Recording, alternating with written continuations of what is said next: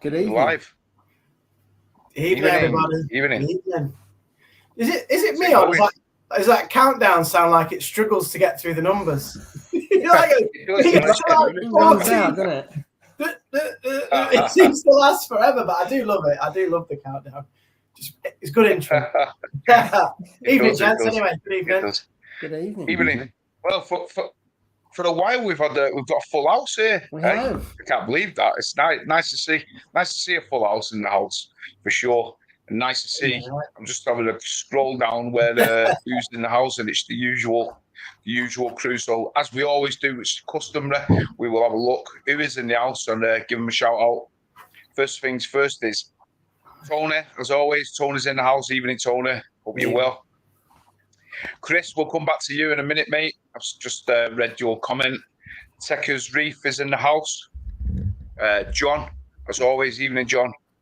Howard. Let's see who else. Yeah. Skids is in the house as well. UKM.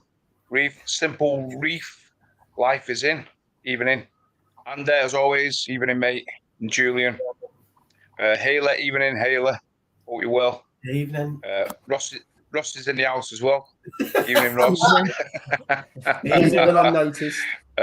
Mate, so good to see you, Ross, by the way. So good to see you, buddy. We missed you on the stream, honestly. It's good to be back. Absolutely, mate. Stuart, evening, Stuart, and Riggs there, 69. Let's see what he's quickly put there. Hi, guys. Can you give my nephew Jay a shout out? He's here watching us with me tonight. Hi, Jay. Evening, Jay. Hope you enjoy the stream. Massive shout out.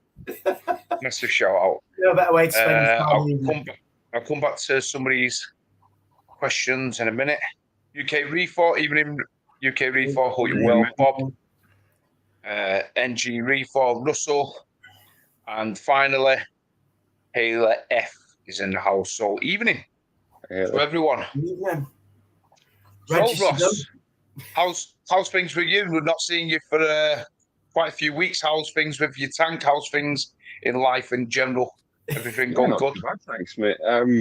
Been really busy, as you all know, but I've kind of been absent from everything still due to work mainly. I've been working overseas recently, so that's why I haven't been on the lives. That's why I haven't been posting anything or doing anything. So I've been away working overseas. So obviously back now. The tanks have been kind of on autopilot. Basically just being looked after, kind of basics. Nothing fancy. No water changes have been done. Nothing like that. So a few issues. Well, quite a few issues actually. Don't get me wrong. A lot of the corals. I mean, if you look at the little tank here, you'll see a lot of the torches are away. So I gave them to Hoggy's Reef. He's looking after them for me while I was away. So look at Jay's face. Look. You said give away, and he's going no. Have you not seen my torch sitting service? It's available online. You know, I look after them. The delivery fees were a bit excessive, though, mate. That's the problem. I know it's a bit too far, isn't it, down here? You don't want those torches to cross the border, do you? That's what they get too warm when they come out of Scotland, didn't they? Yeah, definitely. So always looking after the torches from that little tank, and I'll be perfectly honest with you, I don't think I've ever seen growth in that tank as I have with just leaving it and doing absolutely nothing. So, I reckon that tank's probably coming up for 2 years old now. And I don't think I've ever had growth like that. There's done no water changes for weeks and weeks and weeks now. I mean, probably you're talking 6, maybe even 7 weeks since I've done a water change. Just left it alone, fed it, and that's it. So you don't dose that tank either, do you? No dosing. No. Wow. So does your missus just like feed the fish and stuff like that, and like scrape the glass and just a general cleaning? Yeah, that's literally it. Nice. So, all I've been doing is it's been fed. That's it. Not really any coral loss as such.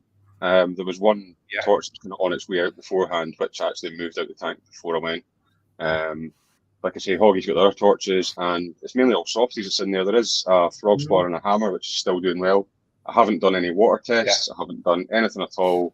Extremely, extremely lazy, neglect. I don't know what you would call it, but Yeah, it's actually doing very, very well. The zoas have grown incredibly, obviously dirtier water now, so they're growing really well. The only thing I do have in that tank that I need to sort out is I seem to have quite a plague of vermeted snails now.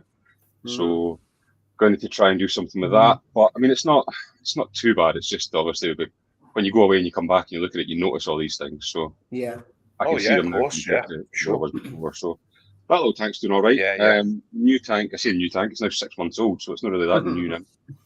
But it's kind of just been running on autopilot. There's not a massive amount in there. Still only the 2 damsels in there. There are a mixture of corals, nothing spectacular in there again. And it's been exactly the same, just on autopilot, no water changes or so on, and it's actually doing all right as well. I do have some cyano in there, but nothing drastic. I mean, it's just neglect, really. That's the only thing that's been with both the tanks.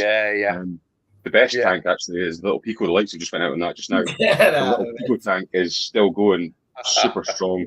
There's probably not been a water change there on that for, I would say, you're probably talking two and a bit months, maybe even more than that. Actually, probably closer to 3 months, and I haven't done anything other than top up the water and the slight odd feed. But yeah, other than that, that's actually doing really well. I haven't even cleaned the glass, so the glass is made of plastic, but haven't cleaned that at all. So it's probably not a great advert for what you should be doing with a tank, but given the situation that I've had, it's been my only option really. So tanks are ticking over, they're doing okay, no losses, nothing drastic. I think I was more worried than anything. So, it's one of those where you get yourself quite panicked and thinking, oh no, what's going to happen with this, what's going to happen with that? And I'll be honest with you, I haven't done any water tests because I'm frightened to do a water test. So that's pretty much where we're at now. So I mean, things are looking okay. That little tank there, the softies in that have just grown phenomenally, which tells me the levels are really high, but it's doing all right. I'll hopefully do a water change on that this weekend, on all the tanks this weekend actually. Again though, I'm not reluctant, but I'm a bit cautious of doing too big a water change because it's ran for that long now with no water changes. That I'll do a relatively small one this weekend and maybe another one next weekend and try and just gradually get them back in again. I would do 10% because if you do 40-50%, you're then potentially taking the nutrients down quite a lot. And you might be sending the alkalinity and mag and that up. So therefore you've got quite a lot of parameter swings. So I think the good thing is because it was going for 18 months, it's been in a stable position. So therefore it's got good bacteria and everything else in it. So it's more likely to survive. You've done that in 6 months. Whereas the other one is obviously bigger and you've got 2 fish in there and you haven't got many corals. So it's you can have those swings and it makes no odds because the fish should be fine, especially if you've got damsels, they can deal with a load of crap. That's really my quick roundup as such. Overall, everything seems to be ticking over okay. Definitely not a textbook lesson in what to do. It's probably a textbook lesson in what not to do, but it seems to I think I've got away with it, shall we say. So it's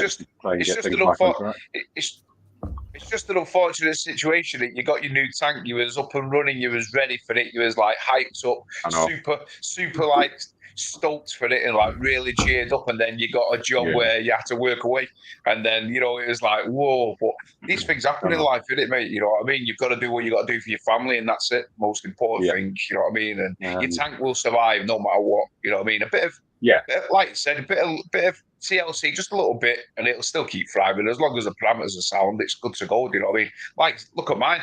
Never gets water changes. Never test the tank. I just leave it as its own devices, and it seems to do well. You know what I mean? I think the big thing for me is that I don't dose anything in the tank. So that was probably the kind of biggest worry. That's the problem. That's all I've done. I have been adding in some Alpha Reef, just a little bit every now and then, just so that it's kind of in there and done. But that's really it. To be honest with you, I haven't done much at all. So I do need to get back on track with that, but I'll get there. You will, mate. Take things slowly, but we'll get back to normal again and hopefully get a video out. Sure you will. Doing a bit more of an explanation and everything, and then absolutely, mate. Can I ask why did you say the torches out, Ross? What was the concern or worry with leaving them in? It was more the value of them, and then not doing water changes, not dosing, not doing anything. And I thought, everything that's in there, it sounds terrible, but the corals that's in there, if I lose them, I lose them. I'm not going to be overly upset. Nobody wants to lose corals, but the torches, I think if I had lost them, I would have been a bit upset at that. Like, That's some special ones, don't you? Yeah, so took them out, and Hoggy's kindly looking after them for me. So they're in his tank and doing really well, actually. So yeah, that was the reason I took them out, to be honest with you. I just didn't feel comfortable leaving them all that time, and it's one of those, if something happened to them, there's nobody here to actually do anything about it, and it was too much of a risk, I think. So that's why I lifted them out. But also, torches can be quite sensitive. Your magnesium goes down quite a bit. That potentially could make them bow. Where you got zoas and stuff like that, as long as the nutrients don't go too low on zoas, they can be really, really high, and zoas will be fine. So whilst a lot of people say torches are really easy to care for, they can go south really quick. I don't know, Jay, you've talked quite a bit around magnesium being high, and of course, if you're not dosing, I think your out can go down to 5.5, 6, and I think a torch would be all right. You took a magnesium under 1,000, I'm not convinced for a period of time that they would be, especially if you haven't dosed for 6 weeks. But then if you've got your torches out, then they don't need as much dosing. So it's probably be all right, the rest. Because the rest are what kind of zoas, a few mushrooms, you've got the Duncan. Yeah, I've got zoas, mushrooms, Duncan, there's a frog spawn, there's a hammer, there's a blasto, there's a couple of little acans and things like that. And nothing drastic, to be honest with you. Yeah. It's just the torches that I thought it's time to take them out before anything bad. If I'm not dosing, if I'm not doing water changes, like you say, the parameters go to pot, everything else should likely survive, which they've actually thrived more than survive. I'll say they've grown better with doing nothing than they've ever done. So a bit of a not a shock as such, but I was surprised when I came back and looked at the tank and went, Jesus, they've grown quite a lot actually compared to what I thought they would have done. So I think I need to learn to leave things alone. That's probably the problem. I think there is an element of that. Once it gets past the year mark, keeping your hands out of the tank and not messing about with it so much. I think that is a bit of advice that's quite useful, really. Thinking about torches, with torches, the only time mine looked upset was when my magnesium dropped to 1200 ppm. I think it was like 1250 or 1260 or something. And then as soon as it sits at around 1400 or slightly higher, even sometimes 1500. They look so much happier with the elevated magnesium, and everything else doesn't seem that bothered either. It seems to work. I agree. I think out of all the three elements, I think the magnesium is the less intrusive. Is the less intrusive in a sense of like it can upset things. I totally agree. When mine went up to like 1500. Yeah, they love it. All the LPS and the softies, they loved it, mate, when it was that high, And then now it's sitting around 1380. It says about 1380. I'm not saying they look bad. They look okay, but they don't look anywhere as good as what they was when he was 15. But it's just playing that game. It's like chasing numbers in it, and you don't really like. I've always said it. Like you guys, you don't chase numbers. Just leave it in. Keep it at 1 and try and keep it at that. You know what I mean? But I run mine, like I said, at 1380. You know what I mean? 1380, 1400. It seems okay. It's good enough for them. You know what I mean? But 1500, I wouldn't be, like you said, I wouldn't be too worried if people ran it at that, to be fair. Magnesium seems to have quite a big buffer zone around it. So you can kind of, like the range of the scale, you can get away with quite a lot with that, as opposed to some other parameters, which you have to try and lock in quite close, like phosphate, for example. You have to keep that quite absolutely. Tight. Whereas magnesium, not too low, but you got a few thousand either side, haven't you? Where it doesn't really affect that much, but a few hundred, for sure. I've got to say, with the phosphate, I've been, I suppose, careless on that. Mine's been hitting 0.1 quite a bit, whereas you go back 12 months, you never get anywhere near as high as that. And from a coral perspective, it looks good. I find you get a little bit more algae when you've got it that high. But then none of the tanks have really got any higher end acro, so it's not a problem. But if you got LPS, I think I wouldn't usually keep it at 0.1, and I wouldn't recommend it. But a couple of tanks, I've actually started putting some rower phos in it just to bring it down a little bit, because I'm feeding quite heavily, and I'd rather not reduce the feeding. So I'm putting some rower phos in just bags, and that's bringing it down really slowly. I know it's better to put it into a reactor. I find you put it in a reactor, it can strip it too quick. Whereas I put it in a bag in the return chamber, just in front of the return pump, so it can't suck it in. So a lot of the water it goes through that, and it's worked quite well. But rower phos is a pain when you got to clean it beforehand. It just goes as brown into your tank. But yes, a brown. Yeah, it's started to bring the phosphates down a little bit. I thought I should do something about it because it's getting a bit too much algae otherwise. Yeah. I mean, the good thing, like with that NIOS, the NIOS reactor, is that you've got that adjustable thing where you can adjust it, so you can have it tumble into exactly the way you want it, like raw phos and all that, because obviously you want it just moving a bit, don't you? You don't want it like blasting, like, like if you put, like, say, carbon in it, you want a big movement in carbon, whereas raw phos, you just want it tumbling a bit, Yeah. But like I said, I had it once where I don't know what happened, but I had my raw phos and the lid popped off it. The lid popped off the top of the thing for some strange reason. I don't know how it happened. And the raw phos then moved all the way up, and I didn't know, did I, yet? And it moved up because obviously there's nothing stopping it, is it? Yeah. So it just went, and it went all in the sump. All the raw phos just tipped all out the top in the sump. It was, and then obviously it was getting stirred up. It went into the pump. And then it got blasted into the tank, and I thought, that's it. This is all. It's all dying. Everything's dying. But it never. Touch wood. It survived. You know what I mean? But there's raw phos in my tank. So there's raw phos in my tank, either on the sandbed, mixed up in the corals. I don't know where, but it's it's a nightmare. So I tend to, if I don't have to put raw phos in, I don't really like to put it in, to be fair, but. I mean, I might have to, because I tested my tank, which I haven't tested for a while, and I tested it, and my phosphate's gone to 0.32. So that's pretty high. That's high for me. You know what I mean? Wow, 0.3. That is really high. 0.32. Yeah. So, but the corals look pretty good. So that's the conundrum we have, isn't it? You know what I mean? I always say this, like where years ago when we've spoke about before, don't let it go 0.01, 0.02. It mustn't go above that. And everybody said it, didn't they? Yeah. Whereas I always found that when it's that low, your SPS especially don't look as good. You know what I mean? They don't look as good to me. I don't know why, but I look at them and I think, no, they're not looking good. They're not, polyps are not extended, etc. Yeah. Now, if you look at my tank, you see like the yellow one that I've got, the Pikachu one that I've got, that PC rainbow that I've got. The polyps are thriving on it, mate. Popped out and everything growing, and it's 0.32 in there. So it's like, right, well, do we keep it like that, or do I reduce it and see what goes on? So I've decided I'm just going to leave it. I'm going to leave it to that. I'm going to keep it at that high. My nitrates is my nitrates is 7 ppm, so I'm happy with that. So I'm just going to leave it and see how it goes from there.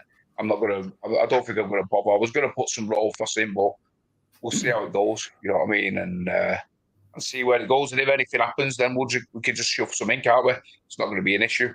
I think it's fish waste from that new massive tank that you've put in there. I think it's obviously it's possible, mate. Yeah. Putting up your nitrates and your phosphates. It would have an impact because tanks just put loads of stuff in, loads of food in, don't they? Yeah. For sure. I think it's the tank, definitely. I think another thing as well, though, because I have a phosphate issue. Phosphate levels getting too high, so I use a bit of RoaPhos, and then it gets it down.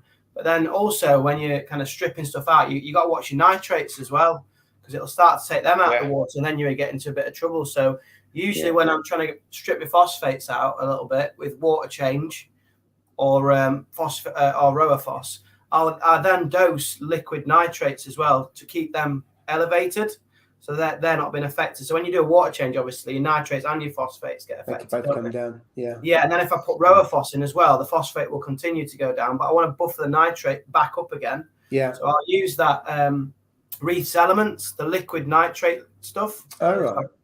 And I pour that in the sun, and it's about, I think it's about 1 mil or something. No, 10 mil does 1 ppm. So 10 mil does 1 ppm. So I'll try and do that as well. So because I want my nitrates to be quite high.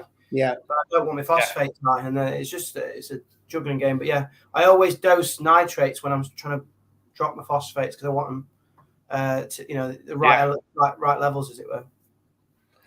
Yeah, that's what I'm playing around with anyway, whether it works or not. Seems to be. Because I think it's important to have nitrates high. I must admit, mine are now between 20 and 30 in all 3 tanks, and I'm pretty happy with that. But everything always used to be below 10, and that was okay. But it's definitely better at higher nitrates, I think, anyway. I do. Yeah. I think they're good. Sure. Important. Yeah. But pH I think is the most important. It's tricky, isn't it? Yeah. The more I learn about it as well, the more I learn about pH? I think it's the 1. I actually think. Have you been watching the BRS? Have you been watching the BRS TV? The 15. I had a theory about things. This. I have, Paul. You're right. I have been watching that. It's and the more I watch it, the more I think, it's a great series. The more I watch it, I think, you know what? I think this is right, because I've always had my windows open right next to my tanks, is right near it, and I think that's really helped to keep the buffer, the pH in this tank. Yeah, it does. Yeah. I know obviously we've had big debates, and when Ross was on about how you measure pH, and I don't know how accurate measurements are, but without even measuring it, I think it must be somewhere at a good level, because things are surviving. But I now think alkalinity was probably the number 1 for like keeping that stable is the key to success. But I also now think pH is just as equally as important. Well, that's for growth and healthiness, isn't it? You kind of alkalinity, keeping that stable, whether that's at 6.5. Actually, you could keep it stable at 6.5 and it'll be all right. Or some people run it at 10 and you'd be okay. But then the pH, which I haven't really thought about too much, and certainly on the tanks I've had here, I haven't, because I've got the door here, and the air comes through because I've got the little kind of little gap at the top that just lets a little bit of fresh air in, and that makes such a big difference. Whereas I know I've got a problem in the garage with pH, and so therefore the coral growth is not as good. But I just need to sort that out. I know what I've got to do on that. I've got a CO2 scrubber, but I just haven't set it up yet. Yeah, I think good ventilation around your tank is really important. It's harder in winter as well, isn't it, as we're coming to winter, because you shut most of the doors and windows now because it's freezing. But having the fresh air blow through, I think just having the window open for half an hour in the day just to blast some fresh air in, I think that's quite important. But talking about alkalinity, I'm just having a look around. Obviously, these because we're just rabbiting on, aren't we? We're like going through the mold, and I'm looking down like some of the things the zoo has put. Can I ask a really stupid question? Listen, there's no stupid questions in reefing. What exactly is alkalinity? Now, I'm not 100% sure. I know it's. I don't. Do you know? Do any of you guys know what it exactly is? To be fair, I know it's the thing. It's a difficult one to explain, I think. But is it not along the lines of the water, the pH? Yeah, I think it basically is what it reacts directly with pH. So if you've got your alkalinity of the water allows it to absorb. Is it acids or I think it's acids or alkaline? I can't remember. I think it's acids, which therefore allows your pH increases. I'm not entirely sure with that one, but it keeps the pH stable, doesn't it? Something like that.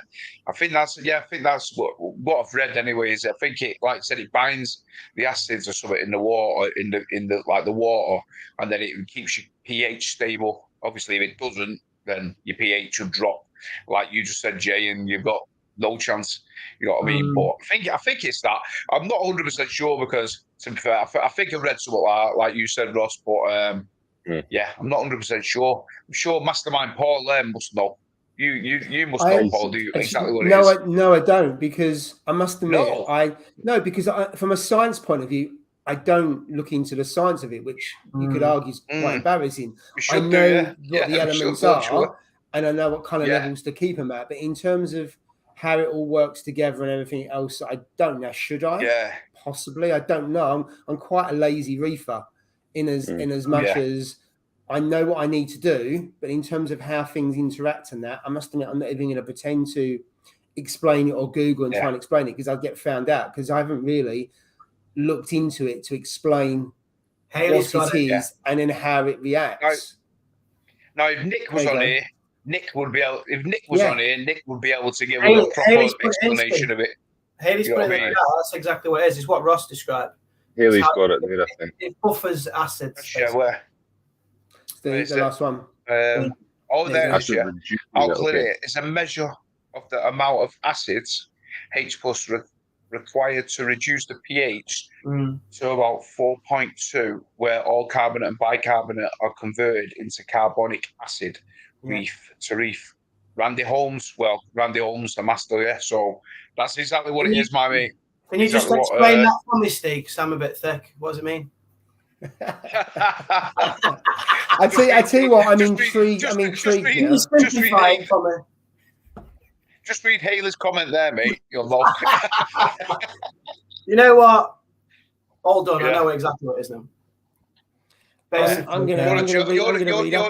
You're a geography teacher, not a science teacher, aren't you? Well, that's it. Yeah. So we'll let you off, Jay. No, I know. I know. If you keep your numbers stable, your corals grow. So that's it. That's the bottom line. Absolutely. Whatever number you choose to hit, like Paul said, if you choose to hit 6, keep it at 6 or whatever. 8. Yeah, exactly. 8. I suppose the question is, if you understand how it all works and you understand the science, does that make you a better reefer because you understand it more? Well, probably. Yeah, it should do. I suspect so. Yeah, and I'm sitting here thinking, should I know more about it? I don't know. That's why my Pico's crashed. No, that was because of the heat. Yeah, that was the heat. Yeah, it was a silly, stupid competition anyway. I never got into it.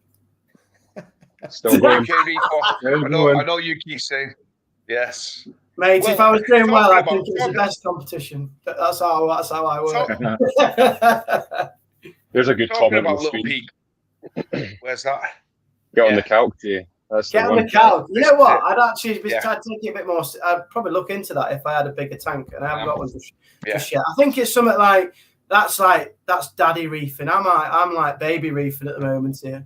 I think if you've got a decent size, like 4 foot or above, I think calc's something you could do, and I would give it a go because as far as I can see, it only brings benefits.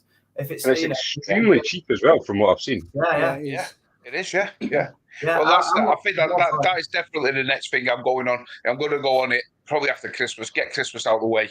And UK Reef has said to him to come and see him, come down and see him and all that, and see how his setup is. So I'll probably go down there. He's actually a really nice guy, to be fair. I've talked to him quite a bit. He's very, very helpful. So if anyone is wanting to get on the calc, I would say speak to him and see. But I am definitely going to pay him a visit. Definitely for sure, and like I said, just see how it is. Because the only thing I know you can't. From reading up on it, you can't overdose it. You know what I mean? You cannot overdose. I think you can. Believe it or not, you can. You can. No, I mean in a sense. I don't think you can actually. It's in a sense of like you can. It only goes to a certain point. I'm sure of it. I'm sure I've read it. You know what I mean? Put it in the chat. Put it in the chat. I mean, I don't think you can, to be fair. Like in a sense, sorry, not overdose. Overmix it. I meant to say, not overdose. Overmix it. So you know the powders when you put it in the stirrer, you can't overmix it. It'll only go to a certain amount. Is it 12 point something on the pH or something? It'll only go to that. I mean, that's what I meant. You can't overmix it. No, okay. All I was worried about was tipping too much into my tank because of evaporation.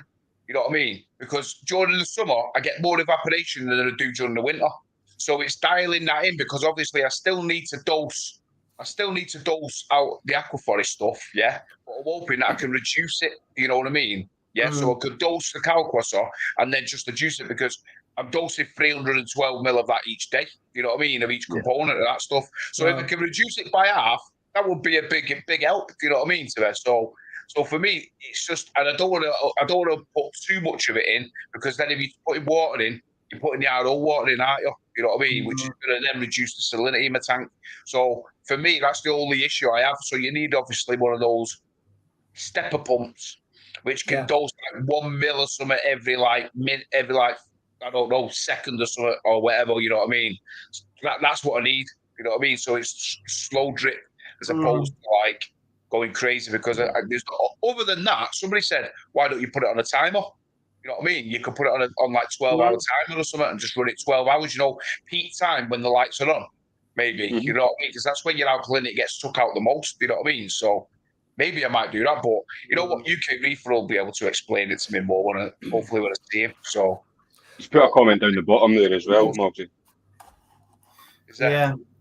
Mate, with all the bells and whistles on your tank, I can't believe it's taking you so long to get onto calcwasser, to be fair. You've got all the bells and whistles. I know. But you know what? It's the space, mate. Seriously. I haven't got it's the space for mine.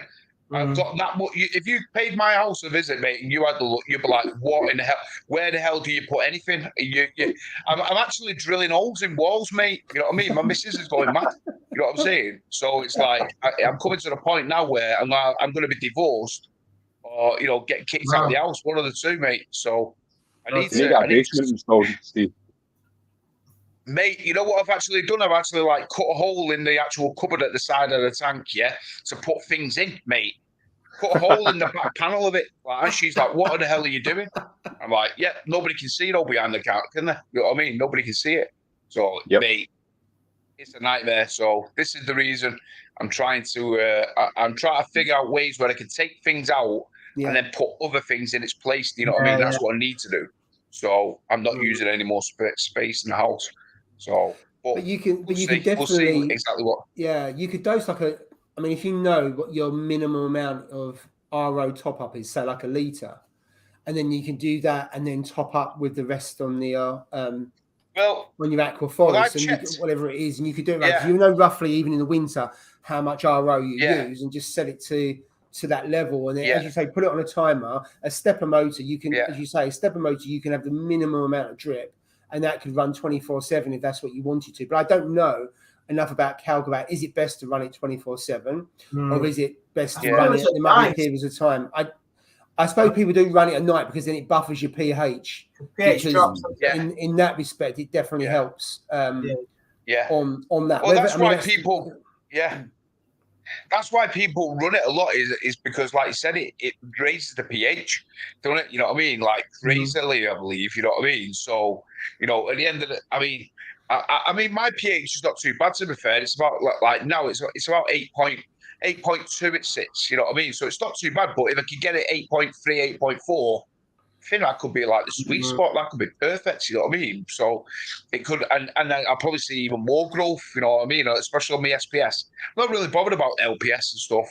That's why the SPS really that I want. You know what I mean? Coraline algae grows rapid when your pH is buffered high. When your pH, mine started to disappear, and that's a sign of dropping pH, which I've learned as well recently. So if your Coraline algae starts to die off, your pH is starting to drop, so that's another little sign. But you've never had Coraline. I don't know how the hell you've never had Coraline algae on yours.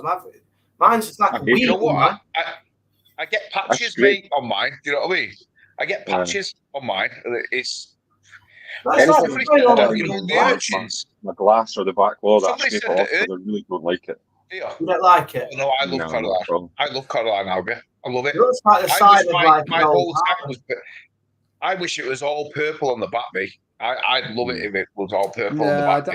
I don't like it. I scrape it off because it goes on the rocks. If you scrape it off, you get less alk growth in your consumption or calcium in consumption. But if it's going on the rock, I'm okay with that. And it grows back anyway. I find on tanks you just scrape the back and then it goes back anyway.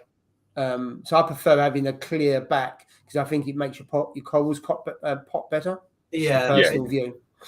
It does. I think it does look like a rustic harbour wall. It has that effect. It is quite nice. But like you say, if you want the corals to pop, the black back is better, isn't it? You just got a cleaner background that I think makes the corals stand out. That's just a personal preference, isn't it?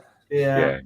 I think I prefer the Perspex back with the light behind because I think that looks good for photography. But I know you said that before. You did it on the side panel, don't you? For when I love that little gimmick. I know it's not a reefing thing, but I just love the little gimmick. Yeah. Perspex backlight, and it just makes your water look quite blue then when you take pictures.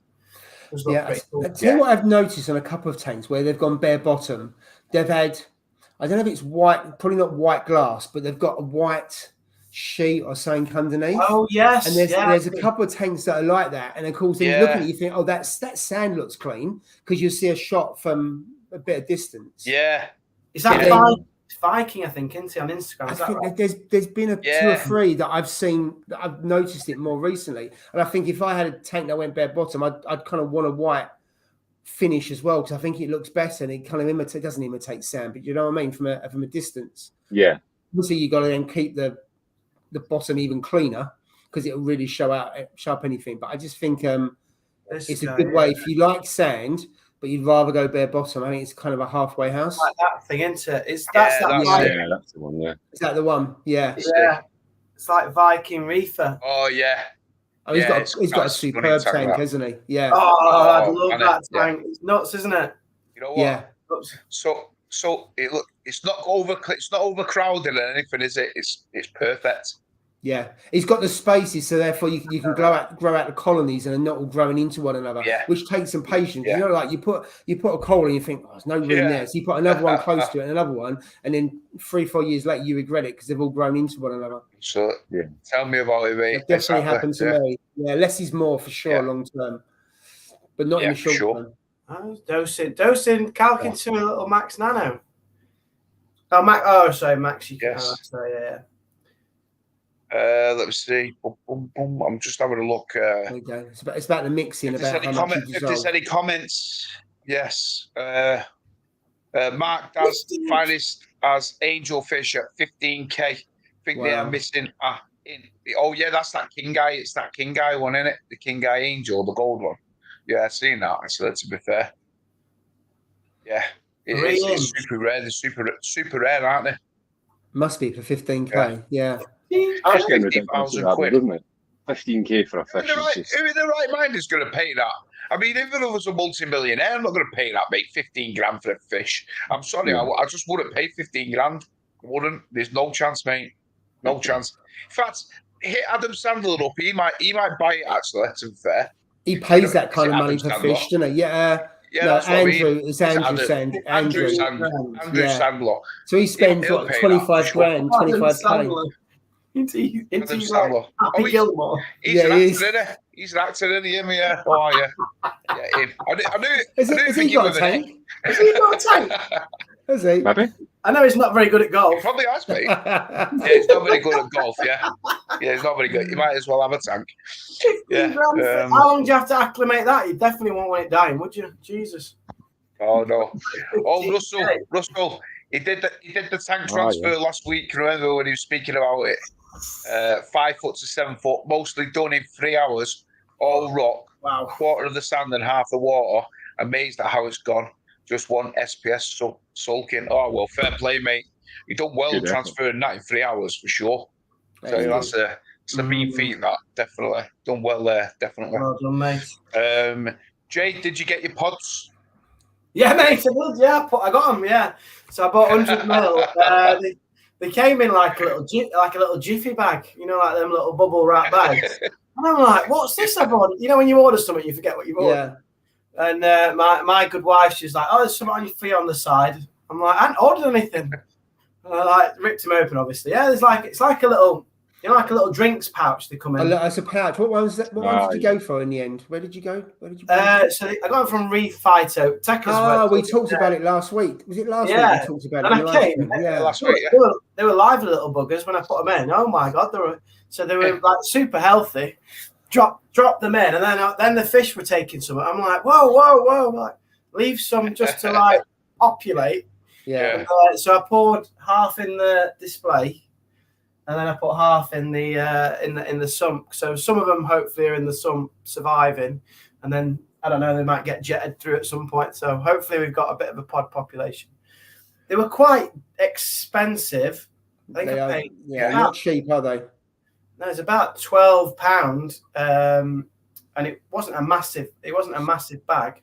The ones from my local fish shop, the little red and blue ones. Yeah, the ones you mean. They were a lot cheaper, but as I say, I've got a guy around here who just buys them all up, and like there's like Copepod wars where I am. You can't get them. Somebody just like buys the whole lot. Mate, I'm gonna let his tires down if I see him at the garden centre. I tell you that. he ain't going nowhere with them Copepods, then, is he? He's been watching that BRS TV video where you just basically fill your tank with Copepods, isn't it?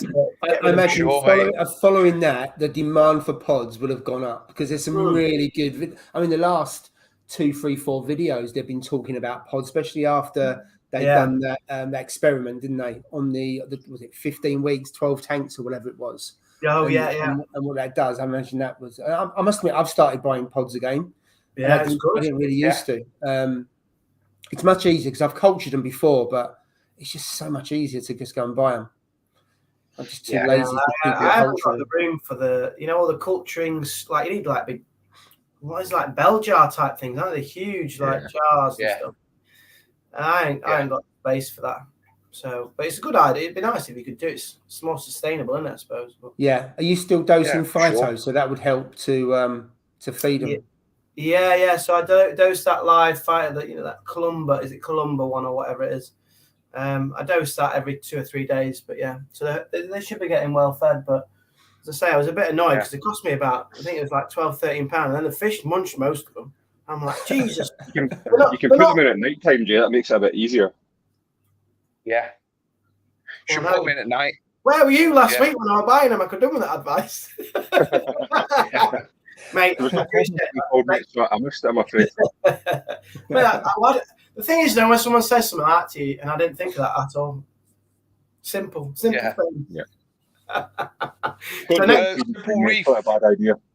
It's a good idea, that is. I'm going to do that next time. I'm going to put them in at night.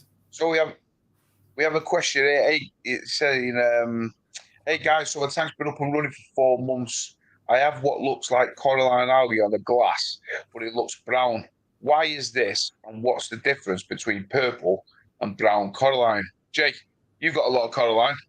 You know what the difference is.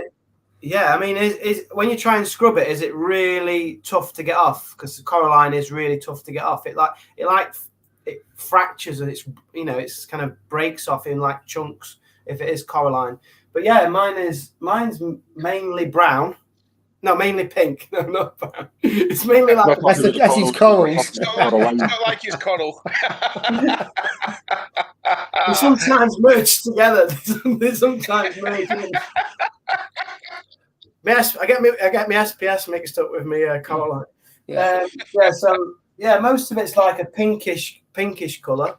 I have got little patches of really like vibrant pink colour, like bright pink, and then there are some bits that get dusty brown.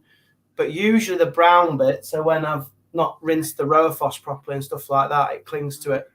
But yeah, most of it is pink. So I assume it is Coraline that he's got on there.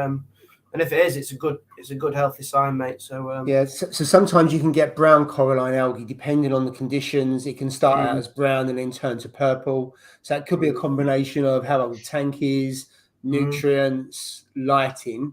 But I don't think it's unusual to have it as brown and then it goes to purple.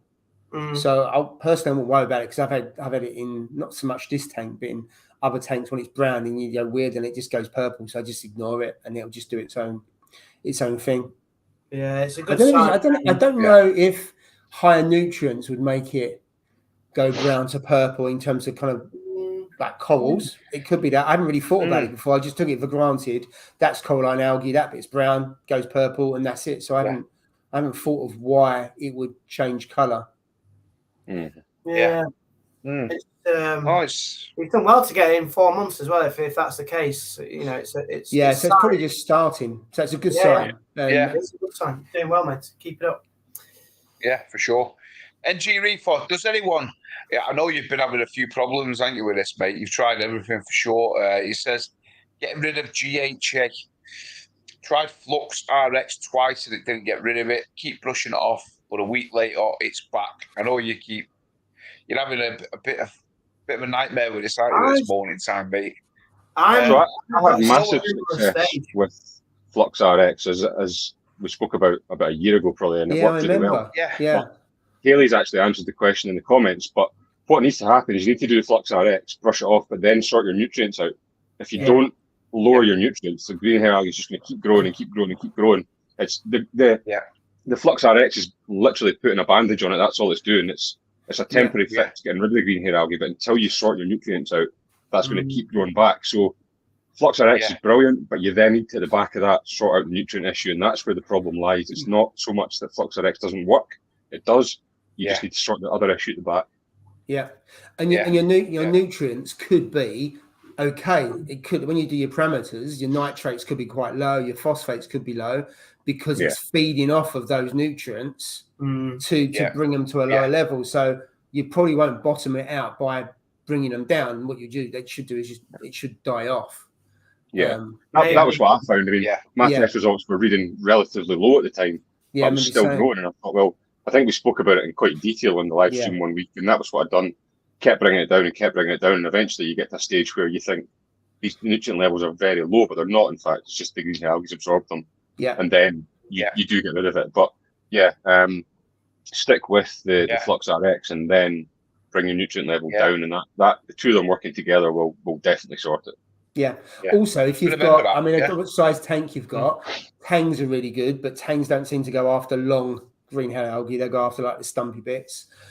Urchin as well. Urchins can work as well. I got an urchin in means, and it was very good. So that will help, I suppose, keep it tidy, but you probably need to solve the problem first or bring it down, because even with a tang in that, I mean, if they're really hoovering it up, then it doesn't matter, because what happens if they eat the algae, though, then your nutrients will go up. He's saying he's got like 0.1 phosphorus. Yeah, that is definitely a false reading, mate. Like the lads have said, it'll definitely be a lower reading than it actually is. Do you know what I mean? Because, like you said, it's feeding the algae is feeding off the nutrients that's in the tank. It's also photosynthetic. It's photosynthetic, so you might want to turn your white spectrum down and your red, because they thrive in white and red light. I don't know if it's near a window or something, but maybe just keep the curtains closed a bit. Try and make the room a bit darker, because it thrives on white light and red light. Yeah. So on the tank behind me. If you turn your lights off. I wonder if you turn your lights off, would that help? The problem is done, mate, you can't see it. No. It depends what corals you got as well, though. So you could. I mean, if you went blackout for 3 or 4 days, I'm not sure that would solve the problem, because if your nutrients are high, it will just come back. Because I find on this tank here, this side here that's next to the window, and the lights are ramping up to 5 hours. I've got a little bit of green hair. Well, no, it's green on the side that goes to the window. Got a little bit of green on the rock. It's not hair algae at this stage. On the other side, a zip. There's nothing there at all. So definitely, if it's near a window. I mean, I'm okay with it because I like it by being near the window and everything else. And I've never had a problem with tanks by the window. Does it grow a little bit of algae? Yeah, but that's fine. And it's an immature tank anyway, which will sort it out. But I think you need to look at your control of your nutrients, because the phosphate is higher, even though you've got green hair algae. So I mean, I test your RO. So could it be your RO that's driving high phosphates? That can potentially happen. Your nitrates at 11, that seems okay, but obviously the algae's feeding on that as well. And if you're using Rowaphos and it's 0.1, that's still quite high when you're using Rowaphos. Next time you pull all off the rock work as well, put some more snails in. Like put 10, 50, depending on how big your tank is, obviously. But restock it with a few snails, like quite a few snails, 15, 20 snails. So set them to work on it as well. I'd rather do that than put Flux RX in as well. Put some snails in, it's much better. But if you've got a bad outbreak, that can help, as Ross said earlier, helps, I suppose, solve the problem a little bit in terms of reducing it. But you got to get to the root cause, haven't you? But like anything, you've got to get to the root cause, otherwise you're papering over the cracks. On it, and then you could end up having a problem. Yeah, for sure. Mac Daz gave up on the Inkbird. He's mentioned last week, didn't he, that his temperature went crazy on it. So he's give up on the Inkbird start, and he bought the Reef factory one instead after the issues he had last week. Well, you can't go wrong with the Reef factory one, can you? To be fair, they do look pretty good devices, don't they? You know what I mean? And one thing I've also I've got 2 of the Inkbirds, and touch wood, they're fantastic. I've got the Wi-Fi ones, and they're very, very good, to be fair. So, a lot of people said that. Yeah, a lot of people said that last week, to be fair. That they've had no issues with them and stuff. But like sometimes, you know what, things go up, don't they? Do you know what I mean? Yeah.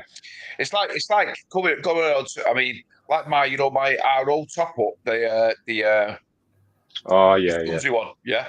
Well, I'm not even going to go into it. It's a long story, but anyway, it's obviously in the return chamber, isn't it? Because you need to have it in your return chamber, don't you? Do you know what I mean? Yeah. So obviously it stopped working completely. So I'm like, what in the hell? This is like I'm like, what the hell's going on here now? The only one in history. I can't even find anything on Google that's broke. You know what I mean, mate? Yeah. Can't even find a forum. Whoever's had a problem with a Tunzi I can't find one. I can't find one. So I'm like, what the hell's going?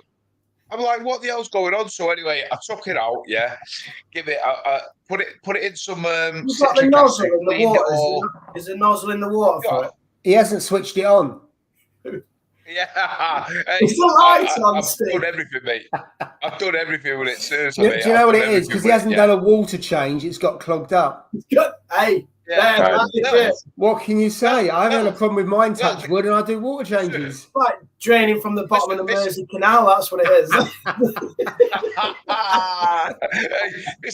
This is probably true. Hey, but on a serious note, yeah, I think I've actually found the cause, and what it is, yeah, it's you. Where I've had it, Fuse. No, where I have had it, yeah, where I've had it is obviously in the return chamber, but I've also had my dosing tubes, yeah, in the return chamber, because you need to have it where it's high flow. So obviously the return pump is going to be blasting it up into the tank, isn't it? Yeah, your stuff. But what I think's been happening is the alkalinity one has been dropping right near where the sensor is of that Tunzi, yeah. So I think over time, I think the precipitation of it, yeah, has got onto the end of it, onto the end of the sensor. Yeah. And I think that's what stopped it, because now I've cleaned it in citric acid. I've not actually installed it back in the tank. In fact, it's actually sitting on the cabinet. Let me have a look. That's why it's not working. Sitting there, mate. Yeah. Yes, exactly. He hasn't switched it on. It's not even not put it on yet, mate. So if you think he dumps 300-400 millilitres of liquid on it. Yeah. Oh, let's see. So the sensors and all that and all dumped in there. I reckon the ATO is a bit small there. I think your ATO tank's a bit small. You don't need it for a pico. It's just hot water, this, mate. You know what I mean? It's hot water, so. Right, what about the cable management there, Steve? How's the cable management coming on? Yeah. That's pretty good for me. I think the pico needs a water change, Jay. Don't you think so? You need to do a water change on that. You can't convince Steve to do it. That's it there, mate. You can't convince Steve to do a water change. No. So even then, he's cracking. You're cracking up. We'll all look around his house. We'll all have a good look around his house now. There we go. Let me put that back now. There we go. Yeah. So hopefully, fingers crossed. I found the cause of it, so I've got to try and figure out. Steve, your sound's going. Yeah, you've went all crackly, mate. Yeah, since you moved. You shouldn't have moved. Is that better? No. Is that better? No.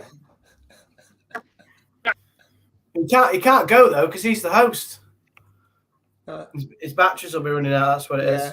Get the batteries from the TV remote and put them in. Yeah. It's the auto top. I think. Can you hear me for a while, have we? No, I don't know. He's very quiet now. Anyway, what should we talk about? Well, I think just about him. One, he should do a water change. Two, he should go on to calc. Three, he should stop dumping loads of alkalinity on top of the sensor on the auto top off. I think that's good advice, to be honest. Yeah, really, so I think Jay, you were spot on when you said user error earlier on. he's damaging Tunzi's good name, and he's dumping alcohol over it. We love the brand Tunzi, don't we? On here, we've never had a single problem. In fact, what's that? No. Okay. No. You should get a Tunzi mic. You should get a Tunzi mic. I don't know because you moved and then it's changed. Yeah. It was all right before you moved. You shouldn't have moved. No. It's all crackling. Sounds like Mickey Mouse. Oh. Does it? It seems like we've got a bit of a delay now from his sound as well, I think. Yeah. Ever since you've moved, mate, you must have moved something. Oh, wait up. Is he coming back? I don't know. Might be coming back. Has he got a leg? Go on, say something, Steve. Say the word Tunzi. How about now? Tunzi. Yeah. There we go. That's perfect. Yeah, he said it. Better now. I think it's your internet. No. Yeah. Stop the internet, mate. Just don't move against the statues. Just stay like a statue. Move. Is it better now? Yeah. Yeah, it's actually quite good now. Yeah. Now you fixed it. Oh, thank God for that. Thank God for that. I thought I was going to have to call a meeting, a Cobra meeting then. Hey, we had that one for a while. Yeah. No, we haven't, mate. We haven't. So anyway, so in summary, Steve, you're cleaning out the sensor and you think it might work now. Yeah. So in summary, let's put it this way. In summary, do not put your dosing tubes, right underneath, right above your ATO. Yeah, that's a bad move. I think. You know what I mean? I think that might be a bad move. So I think that's the. But it's the only, I can only do it that way, because I need to have both of them in the return. You know what I mean? Yeah. And in these Red Sea reefers, the 350s, the returns is probably about 12 inch by 12 inches. So it's tiny, mate. It's not a huge space. So if you've got all these in it, you've got your return pump, you've got your dosing tubes, you've got this. If there's not much way of movement. You know what I mean? The water, and with me dosing 300 ml of that stuff solution into that return every day of each component, I might add. So that's a litre. Yeah. Do you know what I mean?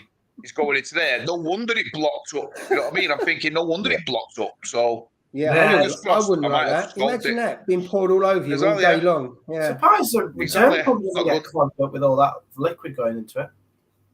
Yeah, exactly. So fingers crossed. I'm going to put it. It's my first day off I've had in about 12 days tomorrow.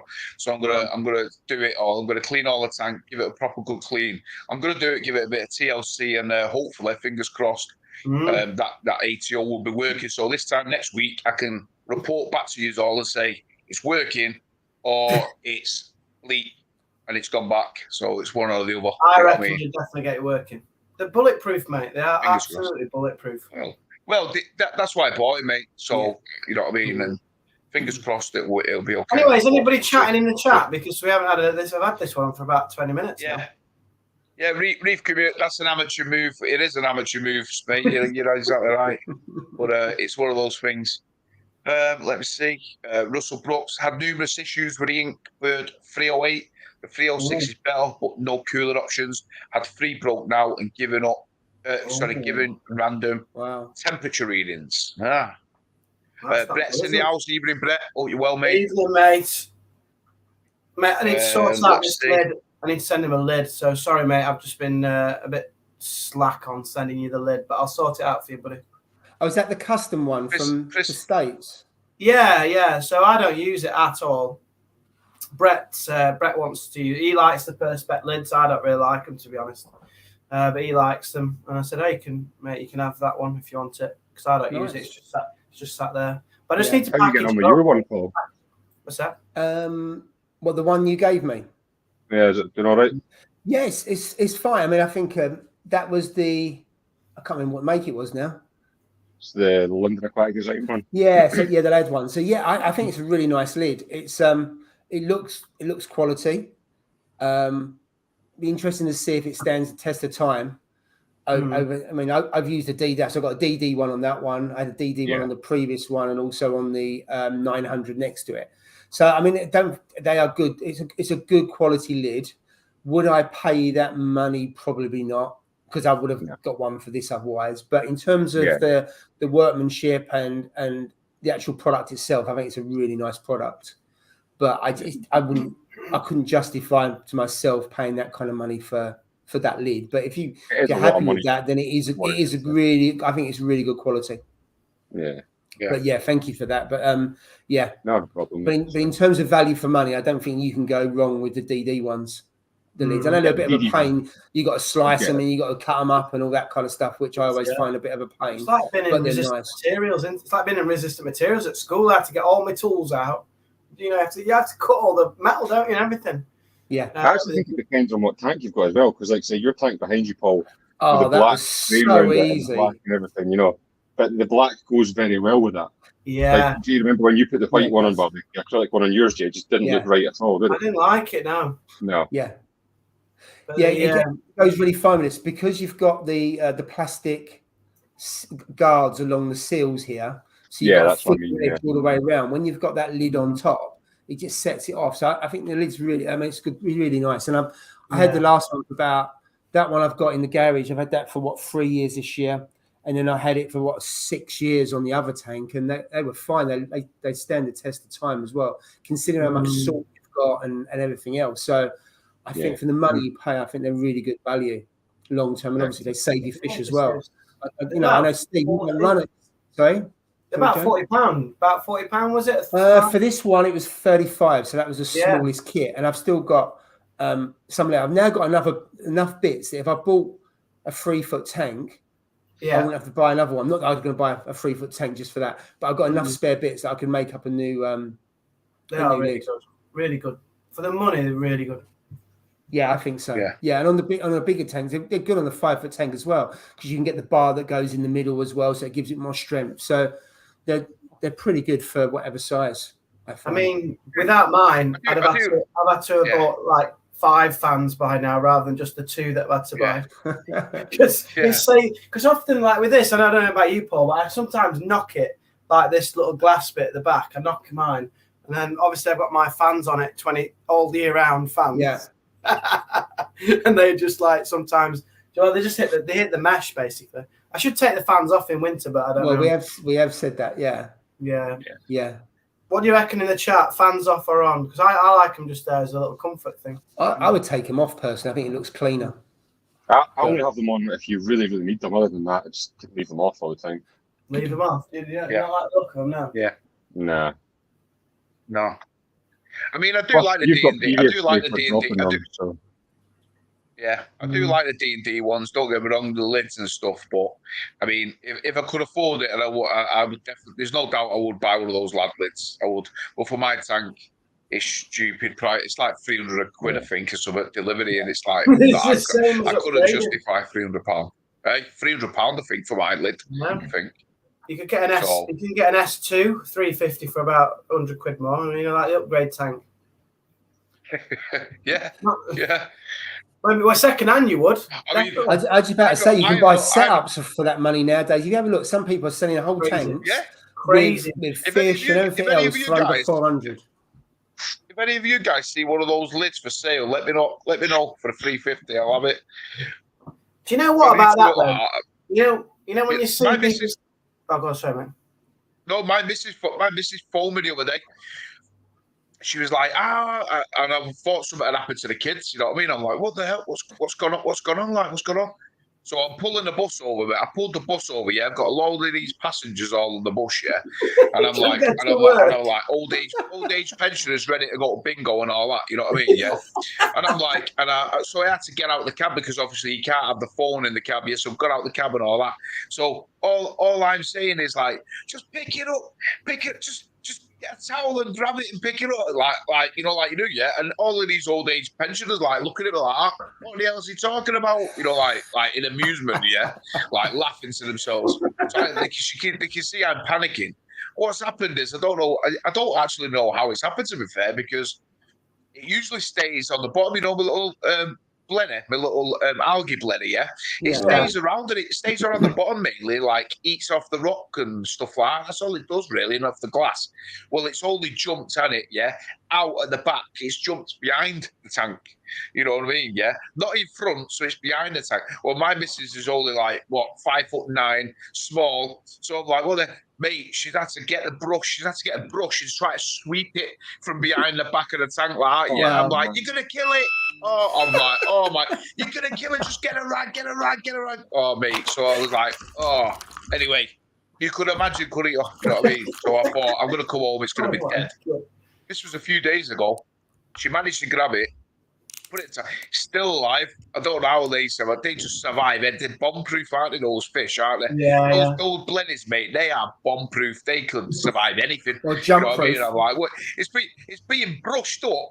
It's jumped out of the tank, so it's dropped from an eternity effort. It's like miles in it to that little fish. Yeah, landed on his head probably, and it's been swept up, and then it's been grabbed, and it's been thrown in, covered in dust in the tank. You know what I mean? And it's still survived. So you know what? Fair play to him.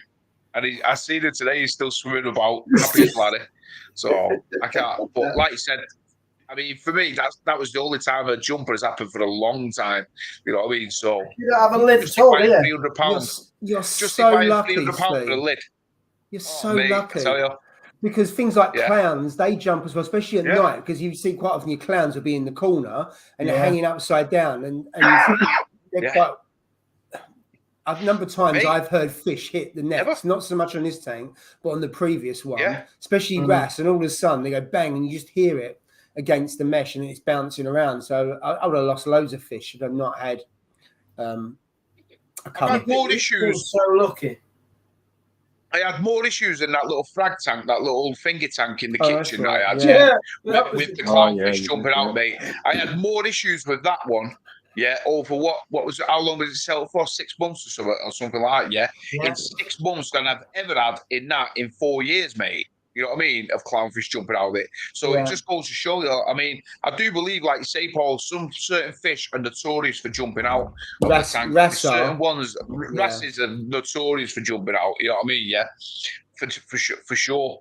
But like touch wood. I mean, I don't want to jinx myself, but that's the only one that's jumped out for a long, long time. Good couple of years, I reckon, out of the tank. Do you know what I mean? And I think the last one that did was that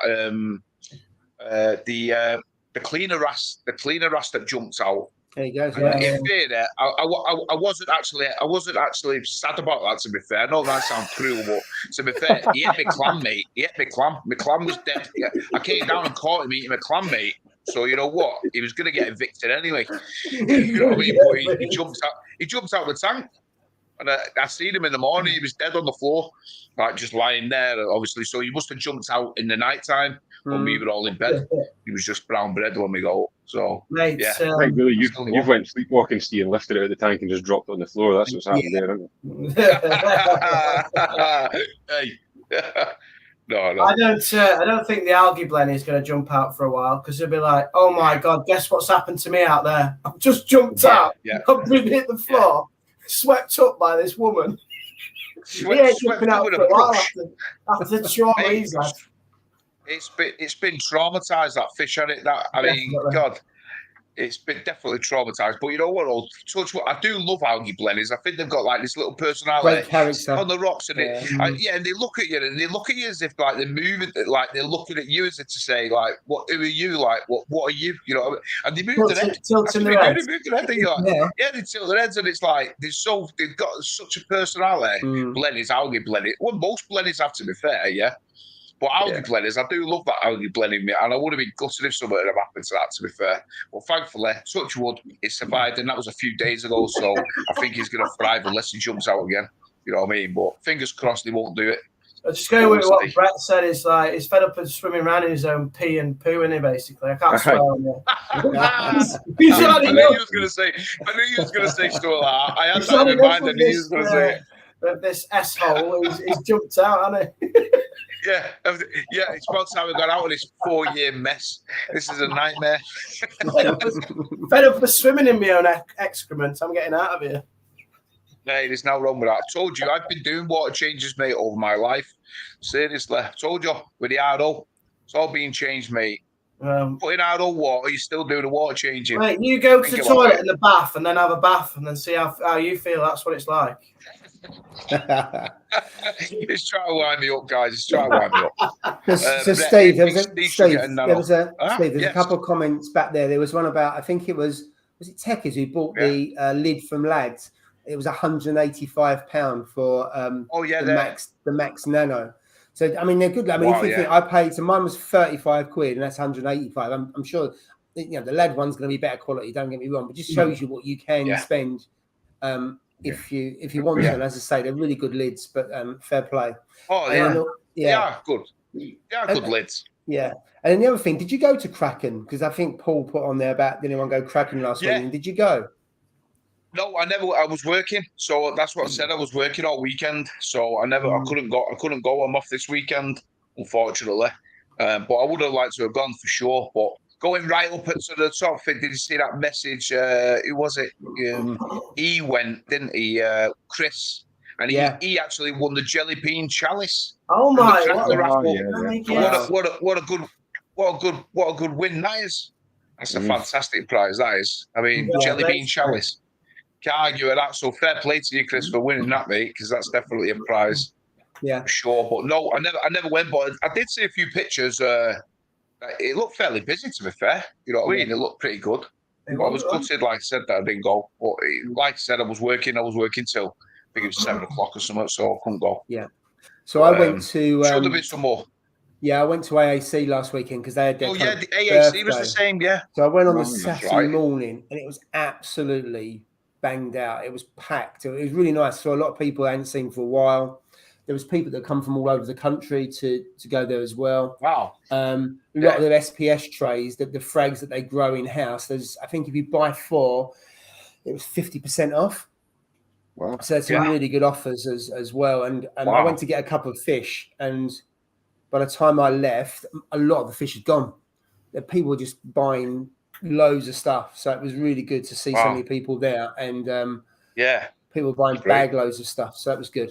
So it was, it was a good morning. Nice. Yeah, fantastic. What I was going to say, because just whilst I remember, you know, when you talk about buying second-hand tanks, and there's some really good deals to be had at the moment. I don't know if it's just me, and that's why I'm saying it really, because I don't know, you know, if it's just my thought, but I don't understand why people would buy a tank with an aquascape and fish already and corals already. Because isn't the fun in like having a reef tank is like building your own scene and buying your own fish and buying your own corals that you want rather than buying stuff that's already there. I don't get. I get buying a secondhand equipment, but don't get buying the secondhand scape fish and corals. Why would you do that? So you mean when somebody advertises all in, all needs to go and all that? Yeah, no, I know what you're saying. I look at it and think, I don't want the corals, the fish, and the livestock. Because I want to do that bit. That's the fun bit, doing that yourself, isn't it? Yeah. Oh, here's one for you, actually. Do you know what I seen the other day? Remember Neil's Reef that used to be on YouTube? Oh, I saw this. Yes. Yeah. So he's still selling all his stuff. He's never sold his tank or anything, so it's all up for sale again. Whether he's tried to sell it or not, but it's definitely still back up again because I've seen the name pop up and thought, I haven't seen him in a long time. He put it up on the Facebook. He put it up on Facebook what he wanted for it and all that. I believe I did see it. Not 100% sure exactly how much he wanted for it, but I know it was a bargain. To be fair, I think it was like £900 or £1,000 or something like that for all in. I think it was. So He's originally 950, wasn't it? And then at the end he said it was 900 because he forgot how much he was at the start of the video. I love that guy. I absolutely love that guy. I'm going to miss his video. He's just like, it's just natural comedy, isn't it? But it's like, it's 900. Oh, wait a minute. I thought it was 950 actually. He couldn't decide. Bless him. You know what? I'm so gutted that he's leaving the hobby because, like he said, he was fantastic, Neil. Yeah, he is. He was really good. Every week's video it used to be like, oh, the tank's doing crap again. And it's just like, you knew I was going to start. Yeah, problem after problem, bless him. But I think he was too harsh on himself. I think his tank, I thought his tank was okay. Yeah, absolutely. Jay, going back to your comment about because when I bought the 450, that was a complete setup. So I got fish. There wasn't any corals, and I was quite pleased with that because transferring corals all the way from Derby and then sticking in the tank would have been quite difficult. But I got a couple of tangs, and I wanted the tank and I wanted the kit and everything, and it just so happened the fish came with it, and I was so glad because I would never have bought a Regal tang, and I wouldn't have bought a Vampire tang either for those tanks. As it happens, they both got too big, and I moved them on. But it was great having those 2 fish that I would never have chosen myself. And watching them grow out, it was just it was a yellow tang with it as well, but I kept that one. But there was some fish that I probably wouldn't have tried out myself. I wouldn't have gone for them, so that was good. But it wasn't wall to wall. I think it's really difficult to buy a setup, transfer it all over, and you've got all the coral and everything as well. I'm not saying I can't do it, but it's quite a challenge because you've got to set it all up. It took me ages to set the tank up. But putting fish in is not so challenging compared to the corals when you've got to try and get them to survive. Yeah, but I know where you're coming from in terms of what you want to do. How many times do you have to, like, you know, in these ones that you buy on eBay, because I've never bought one on eBay, but you have to go and you have to take them apart. Is that so we had to do that. We travelled up on the Saturday night to Derby. We stayed overnight in a hotel. Wonderful place. We went to the guy's house at 9 in the morning. We had to take it all apart. I mean, the cabinet didn't take apart. And then drive back. We took 2 cars and shipped 200 litres of water as well, only because when I got here, I wouldn't have had 400 litres of water to put in it. I'd already made up a couple of hundred litres, so I had to get it all in, get it heated, and then put the fish in. So, but the thing is, because the water cooled a little bit, because obviously it would come all the way, I didn't have to worry. I didn't bring the temperature right back up, because you would have been putting them in temperatures that were completely different. So they went into water that was in the temperature that they'd kind of travelled in, if that makes sense. And I didn't lose anything. And I had to do the aquascape and everything else as well. And redone the aquascape the next day. But I wouldn't do it again. Why I'd done that, I don't know, because it was just such a bargain. It was only 3 months old, the Red Sea Reef, and I got all the kit I had, all the light, everything came with it. So I must have paid about 40% of the actual value of the tank with everything, which was really good. And then I got loads. That's how I got into Red Sea. I got into Red Sea and no pots because all that came with it. So I just started dosing no pots from day one because it came with it. I didn't buy any elements or anything for ages. So and I paid $4,000. I hadn't seen the tank. It was 3 months old, and I think the kit was worth about 10 grand. What I also don't get as well is, like, someone will say, "Oh, I'm selling my tank," right? And they'll take a picture of the Reef tank and stuff like on eBay, and then you'll see, like, next to it, like a config, it'll say Aptasia X, and there'll be another one that say Dino X, and you'll see Fluxar X, and all these like lotions and potions for every problem in reefing. I'm like, why wouldn't you put them in the picture? You know what I mean? It's like, I know obviously if you clean the tank properly, it'll still be okay. But I'm like, I'm not buying that tank because it's been riddled. It's been riddled with every issue. I'm not having that. Like, why would you get those out? I don't understand some people, but it's crazy. Yeah, I know what you mean, because you're just gonna, and it's probably full of phosphate and nitrate and everything else. You stick it in a tank, and there's a reason why it's like that. It's been neglected, so in which case the rock's probably going to be rubbish. Drippy Reef King has put, "How my Friday nights have changed. Love these 2 hours of reef foreplay. Thank you, boys. Put a smile on our face. Shout out to anyone struggling. Get a reef tank and come over to Happyville." Hey, appreciate that, mate. You know what? We all love doing it. It's like you said, it's great for us anyway to catch up as well, isn't it? Because like I said, even us four, we only catch up on these streams. Really, we have a bit of banter, during the week, maybe on WhatsApp and stuff. But seeing each other, we only see each other on these streams anyway. It's great. We absolutely love it. So, and John said exactly the same. So really appreciate it. Reef community, he was selling some bounce mushrooms. He sold them all.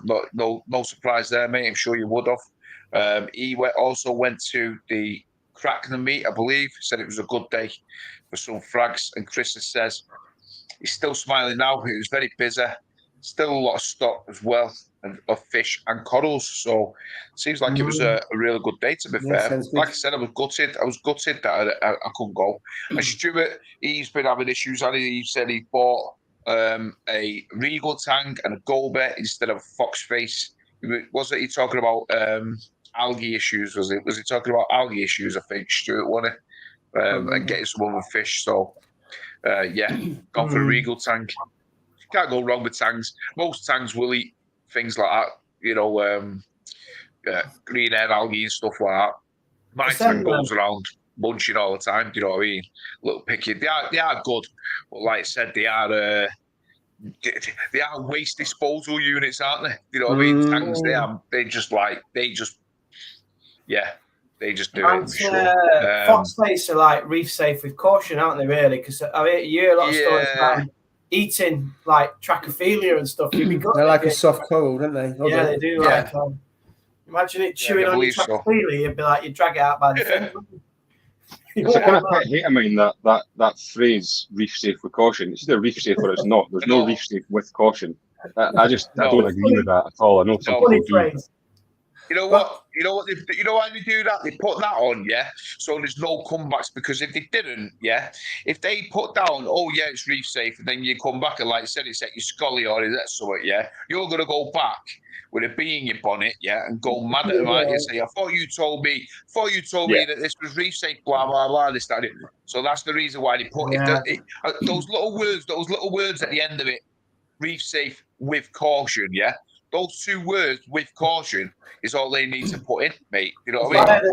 If I had a fish shop, everything would have reef safe with caution. Then you covered, aren't you? With caution. Everything. Yeah. Even like a snail. With caution. In fact, you should know this, Ross, with your bloody crab. That should have been reef safe with a lot of caution. Yeah, that should have been with caution. By the way, that crab is still on the go in the new tank. And it's still going strong, still wandering about, no hassle. The hard time that I'd done in that jail cell done the world of good for that crab. Rehabilitation. Yeah. It's good. So it does work, it's doesn't it? One of the most famous crabs in the UK, that is. Well, only the OG viewers of the live stream on the channel will know about the crab. But yeah, that was a classic on that. I mean, yeah. That was funny. We're about to start protesting on the streets if it wasn't going to be freed. Protesting wasn't even a thing back then, mate. That was pre-protest days. That one. Yeah. Whatever it is, stop oil. Simple Reef Life said, yeah, this LPS are euphyllia dominated. All his days torches are open and happy, and at night time they all pull right in. It always concerns me. Do any of you guys? Yeah, that's normal, mate. Perfectly normal. They just pull it in. Yeah, mine all always do that. Every single one of them. Every I always think it's brilliant how the torches it can extend 4, 5, 6 inches, and then at night they just retract, and you think, where's it gone? Yeah, they go into it. It's just unbelievable how they manage to retract so small after they've expanded so long, especially if there's other corals in distance. They just seem to be able to stretch that little bit further to try and sting something else. Yeah. I wish I could pack in like that when I go on a Ryanair flight and I get all my stuff in just hand luggage. I know you mean. Save a fortune. John's put at Bit of Reef. Just want to say thanks, Ross, for your aquatic RODI unit. Got mine this week. No more backache taking water up to my flat. So, good man. Right. Yeah, they're brilliant units. To be fair, I know that people say that I'm biased, and it's the only unit I've ever had. For the price of them, you just cannot go wrong. I mean, I'm on my second one now. I upgraded to a bigger one. Never any issues, never any hassle, and they're fantastic. I love them. Just give it to Steel, bro. Well, my old one actually. So the original one that I got, I gave that to Coral Reef Queens, Jodie and Fran, and they still use it to this day, and it's still going strong. There's no issues. Everything's still fine. So I upgraded to a bigger one, obviously. The bigger one's fantastic. So you can make a 25-litre drum for me. Now, obviously, I've got low TDS. My tap's about 25 to 30 TDS. All right, don't rub it in. And it's free. There's the big one. But 25 litres for me, I can make that in about 45 to 50 minutes with that new unit, and which is it's brilliant. It's really, really good. Like, if I was buying one, I would definitely buy that Aquati one, because all I hear is good things. Like, they're cheap and they work. What more do you want? Really? Yeah, that's it. You're not getting ripped off. You're getting exactly what you need, and that's it. Exactly. Free the crab. There's the same we've not had for a while. I know. You had a t-shirt, didn't you? Yeah. Free the crab. Yeah, the t-shirt. I think I had stickers of Free the crab. Oh, here we go. The shelf's out. Yeah, the shelf. It's an hour and a half to get on that shelf. What's up there? The shelf's full. The shelf is full. I don't know where the sticker will be though. I did have Free the crab stickers. But I don't know. Yeah. Somewhere up there. Tony's put, elephant ears ate my fish. I complained to LFS and was told it's all in the books many years ago. Wow. Elephant ears? What's that? What is that? Excuse my ignorance, but I don't know what elephant ears is. I don't. No. Excuse our lack of knowledge on this. I'm not 100% sure what elephant is. It's obviously a coral. It's obviously a coral, isn't it? Like an anemone type coral. Yeah, must be like an anemone. Well, an anemone, not rather than because an anemone is not a coral. I understand that, but some sort of an anemone type thing. Elephant ears. Never heard of it. Like those carpeting enemies. Have you seen them, mate? When they get hold of a fish, it's gone. Yeah. It's in trouble. They're the Like, worst that ones, fox face one. Yeah. The one where Foxface got trapped in one. Oh yeah. I do remember that actually. Yeah. Remember that video? Yeah. That's it, didn't it? Yeah. Anything that gets reef communities, it looks like a huge flat nem. Yeah, right. Well, it had to be something hard, didn't it? Yeah, for sure. He still has a hermit crab from 10 years ago. It's huge. Wow. Because they're always on the hunt for shells, aren't they? They are. So you must have a lot of shells that are just knocking about from to. So you always need to upgrade their house. Question for everybody to put in the chat then. What's your oldest fish or invertebrate you've got in your tank? Yeah, good question. Yeah, the oldest fish or invertebrate. Yeah. So I've still got the first. Well, I bought a pair of clownfish when I first started, and I've still got the female. So that. How long is that for? 9 years, I think. It's either 8 or 9 years. I can't remember how long I've been in the hobby. I think it's 9 years. That's good going. So that's in one of the other tanks. So that's 9 years. Mine's my clownfish the same. Pair of clownfish for me. Exactly the same as you, to be fair. Both are still thriving. Got that. You know when you look. In fact, I posted a picture on. I think it was Facebook. Yeah, it was Facebook. And you know where they do those flashbacks where it goes like this time last year, 4 years ago. You know when it shows you like a picture of what you posted up and stuff. Yeah, and it showed me like a picture of me 170, my Red Sea 170. Yeah, and it had the 2 little tiny clownfish in it, and I could see, and they were like tiny. There was the size of like a 5p piece. They were so tiny. They were so tiny. Yeah. And they posted a bit of nace, and I've still got them. Those are the 2 same clownfish that I've still got. Hang on a minute. You know what I mean? What is going on here? Let's just 4.5 years. What's he doing here? He's got bored. I think my conch is stuck here on this rock, so I'm trying to get it out. We boring you, Jay, or something? Oh, no, right. No, because you were like, "What's your oldest thing?" And I'm like, "Well, mine's my conch," but he's like, we don't need you to get him. We don't need you to get him out of the tank. It's fine, Dave. You'll be all right. What are you doing? Mate, he's just stuck here. We've told you before. We told you before to keep your hands out of the tank. Well, he has. he's just put a scraper in. I was going to get that lambing glove out, but I can't find it. So lambing glove thing. You tried to split it in half with a razor blade on the end of that thing. Yeah, straight through the middle of it, and now it's two oldest crunches. Yeah. Yeah, it's coiling it up. What the hell are you doing? Mate, I'm trying to get the conch back at you. This is brilliant. It's just. You don't have to watch this, by the way. Just carry on. No, we do. We really do need to watch. Intrigued to what you were doing. I'm just trying to help him out here. He's struggling here. I don't know if you're helping, to be fair. Yeah, I'm not too sure. Definition of help. Can't get at him. So Haley's put Urban guy. He's still on the go. He's 7 years of age. Yeah. Hi, mate. Hi is put an elephant ear is a big mushroom which will catch fish. Wow, so we know. Big mushroom. Yeah. Reef community bloke in the USA has a 35-year-old clownfish. Wow. And Haley's put Phil Tennell's clowns are 30-odd years old. Wow. God, is that how long they live for? Holy moly, 30 years old. Keep the tank going that long. Wow. Techers, he's got a 15-year-old red belly piranha. Wow. Nice. You're always fascinated with piranhas. When you watch, I watch a documentary on piranhas. It's crazy, mate. I'm not going to go into it, but they're fascinating fish. Them things, those piranha fish. Let me see. Mushrooms and nems. John Wright, Mugs of Aquarius. They watched Reef Bum's latest video with Paul Bandassano. He's had fish over 30 years. Wow. You know what? I will do. I'll go over to that sometime this weekend. Like I said, I'm off, so do a few things and that's the measure of success. Isn't that the ultimate measure of success, really? How long your stuff lives for? Yeah, for sure. I think so. Absolutely. Rather than if you've got the nicest aquascape or the cleanest tank or You know, if the things live for a long time. You've been slagging my tank off, saying it's dirty. What are you talking about? Mate, your tank. Yeah, Mate, your tank's amazing. I love it. You know I love your tank. You're you saying my tank. You just need to do a water change and I'll be happy. Do a water change.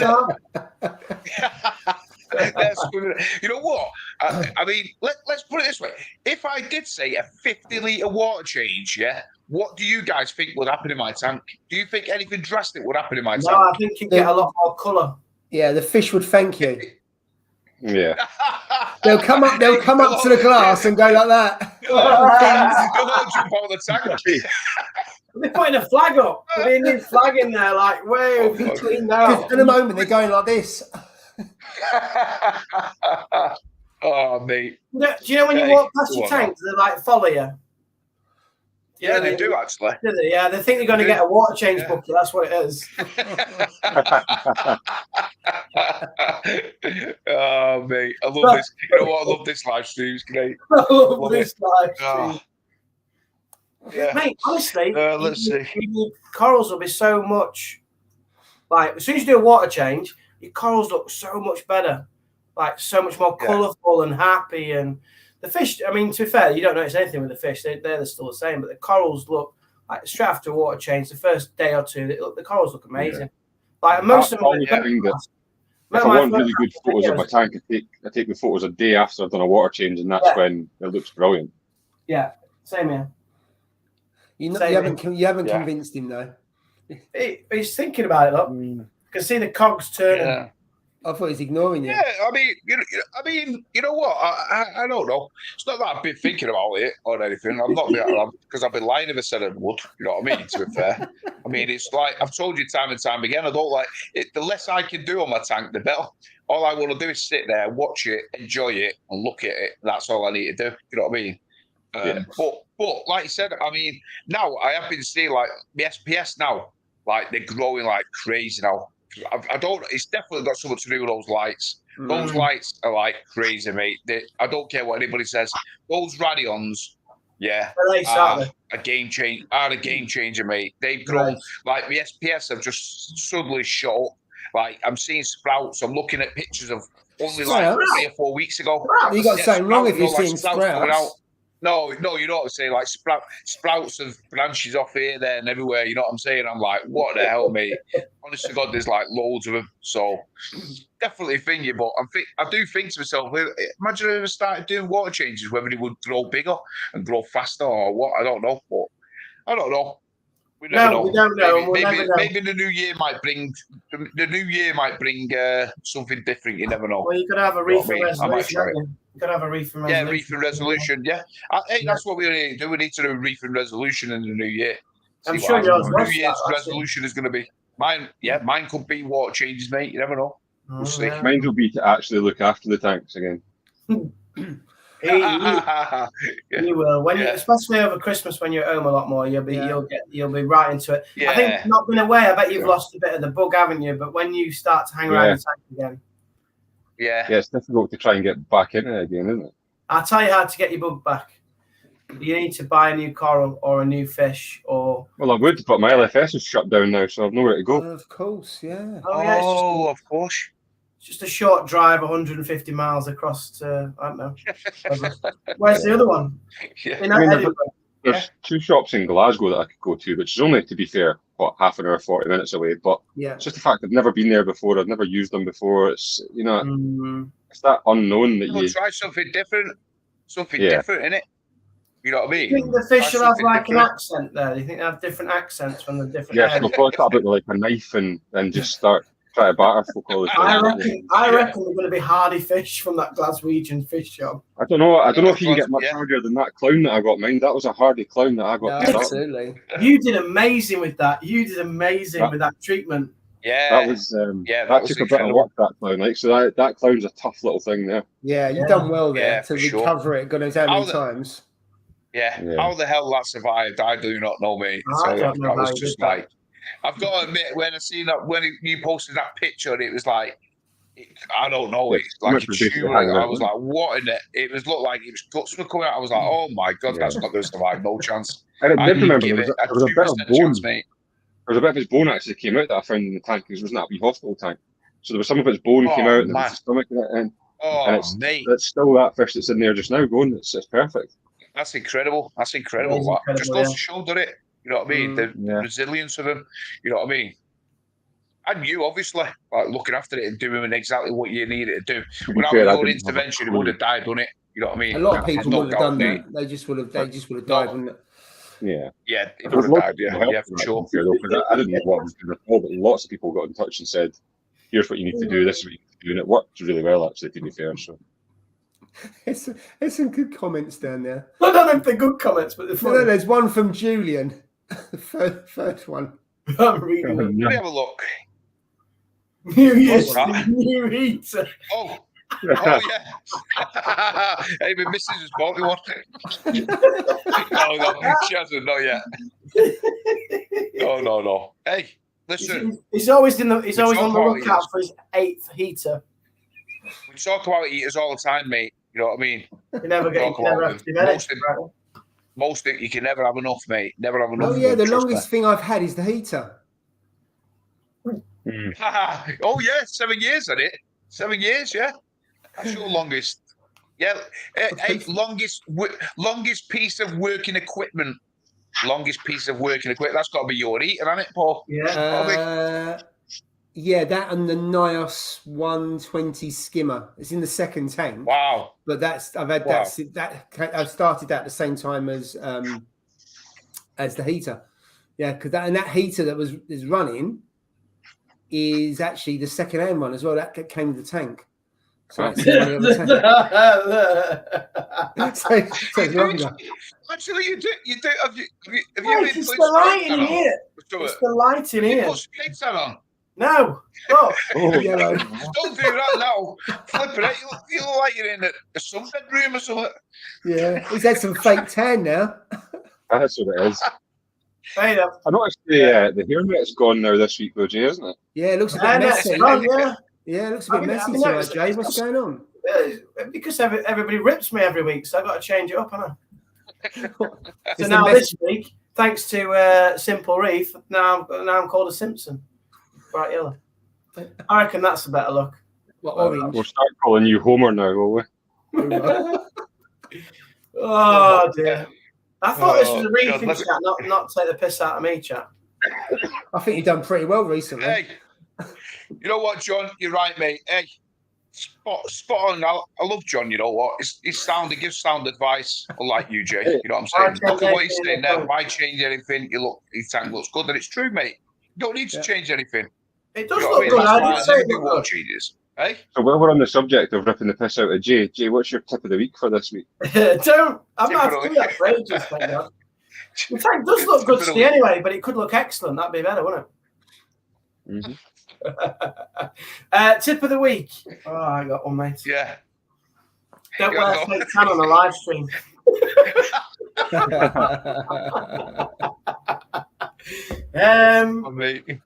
I don't know, actually.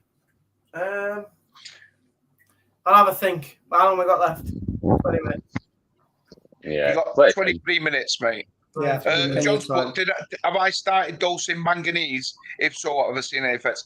John, I haven't started dosing it yet, mate. I haven't bought it. Like I said, I've been working for non-stop for 12 days. I haven't even been to the shop, to the LFS. So I'm off this weekend, long weekend. So I'm going to be going out. I'm going to be buying a few bits and bobs. I need to buy a couple of test kits, some reagent powders, and yeah, some manganese, and then I will start dosing it. So fingers crossed. It'll work, but I've been doing a little bit of a shuffle in my tank, to be fair. So next time I'm going to be posting a video. Probably might be Sunday. I don't know. I don't know. It might be next week. But looking at it, like I've changed it about. You know what I mean? So I don't know what to do. To be fair, I don't know whether I'm going to be keeping certain corals, whether I'm going to be getting rid of them. Well, I am getting rid of a couple of them. You know what I mean? So I really don't know. Well, I don't know if I'm going to be getting rid of my Gonioporas as well. To be fair, because I don't know. Sometimes some corals just don't take, mate. Some corals just don't take to your tank, do they? Yeah, you know what I mean? And Do the manganese thing first. Manganese. I might try. Like I said, I'm going to buy some of the stuff and try it, but I don't know whether my path then is going to change to getting rid of certain corals. You know what I mean? Make room on the floor, because that's definitely should start taking out and creating some space. I need it, mate, because like I said, it's just so cluttered on that sandbed now, and that clam. Honest to God, mate. I mean, it's just freaking massive. Did you get rid of it? Did you get rid of it? No, it's in the tank. I posted it. Yeah, you said that, didn't you? For sale, mate. You try and find a clam for a 2-inch clam or something, for less than 60, 70 quid. You can't get one, mate. You know what I mean? Yeah. That's about 6 inches, 5.5, 6 inches. And I'm putting it up for peanuts, mate. You know what I mean? 2-inch, Have a look at it. You can't find it for 60 quid, mate. You know what I mean? Every inch helps, mate. You know what I mean? So, 5, 6 inch there, mate. It's a bargain. You know what I mean? So, but people. I mean, it's coming up to Christmas, and so not many people are buying tons of Coraline. You know what I mean? Well, there's very much on the market, isn't there? If you look at the price of torches, I think they've come down. If you look, quite often people are selling 2 heads that were the price of 1. If you go back 12 months.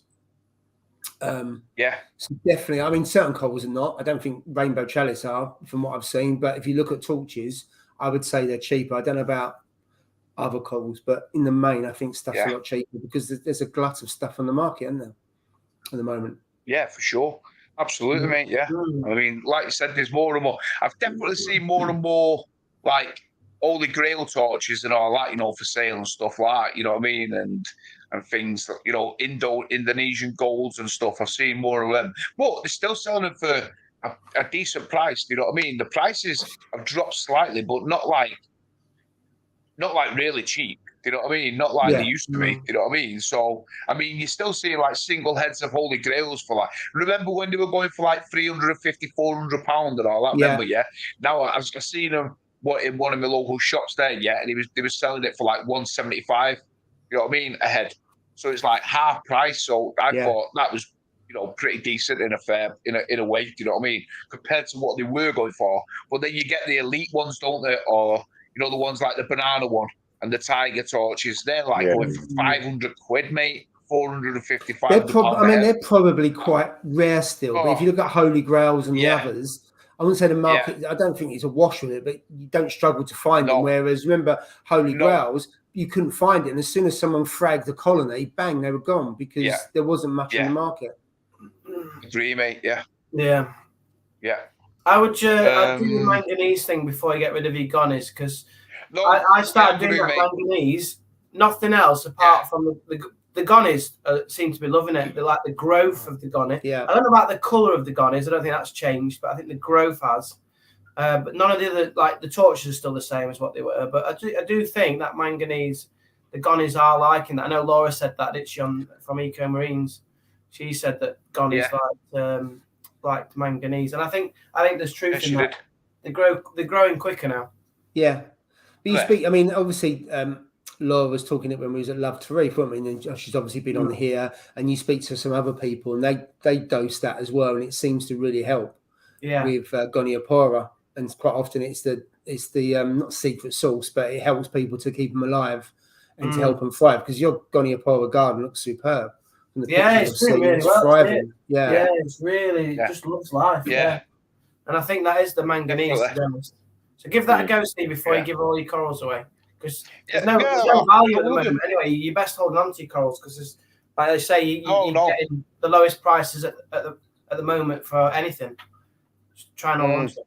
I mean, I don't get me wrong. I'm not selling like my higher end stuff. You know what I mean? Like the things I'm not saying, but the other things, like I've got that dragon's blood chalice. I've got that. That's gonna go. The what's it called? The clam. Anemone. Obviously, that's gonna go. Okay. The anemone. Mate. Oh, listen. My Indo gold torch. Yeah. My Indo gold. I'm not going to move from here, because if I move from here, I might get the Mickey Mouse sound. Yeah. So I'm going to stay here. Yeah. But I've had to take my gold torch down, my Indo gold, yeah. I've took it off the rock because an enemy has gone to it, yeah.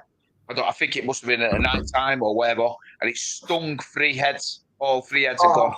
Dead. Oh, no. Brown bread. So I've actually done a video, yeah, second video, and I've actually shown you like on all 3 heads of how, and they've just like syndicated, just gone, mate. So God knows how much that is worth. But 3 heads of Indo gold has gone. Just get the enemy out, mate. I think you need to get it out now. I just can't get it out, mate. I tried everything. I've tried this weekend. I tried this week, yeah. And when I seen it, because I seen that, you know, when I got in, and I was fuming, mate. I was like, that freaking I'm getting it out, and I got my hand in. And I'm like, try to wedge it with my fingers, mate. I got an ice cube. I got a big ice cube and got it underneath it. I could feel its foot. It's wedged underneath the rock, and I'm trying to like tickle it.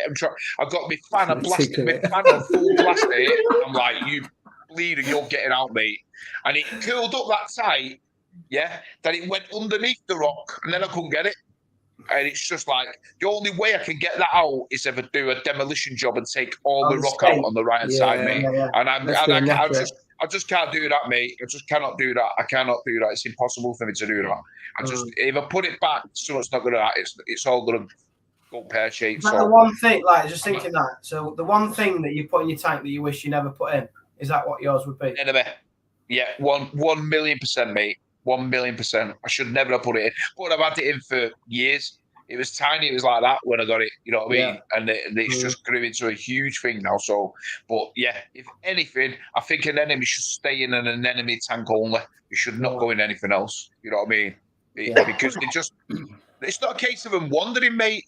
It's not even if they do wander. Yeah, it's a case of that as they get bigger and they extend and the tentacles grow. Yeah, they just sting anything they touch, anything they get hold of. It's game over. They sting it. You know what I mean? And it's a nightmare. Are there any corals out, especially in the West.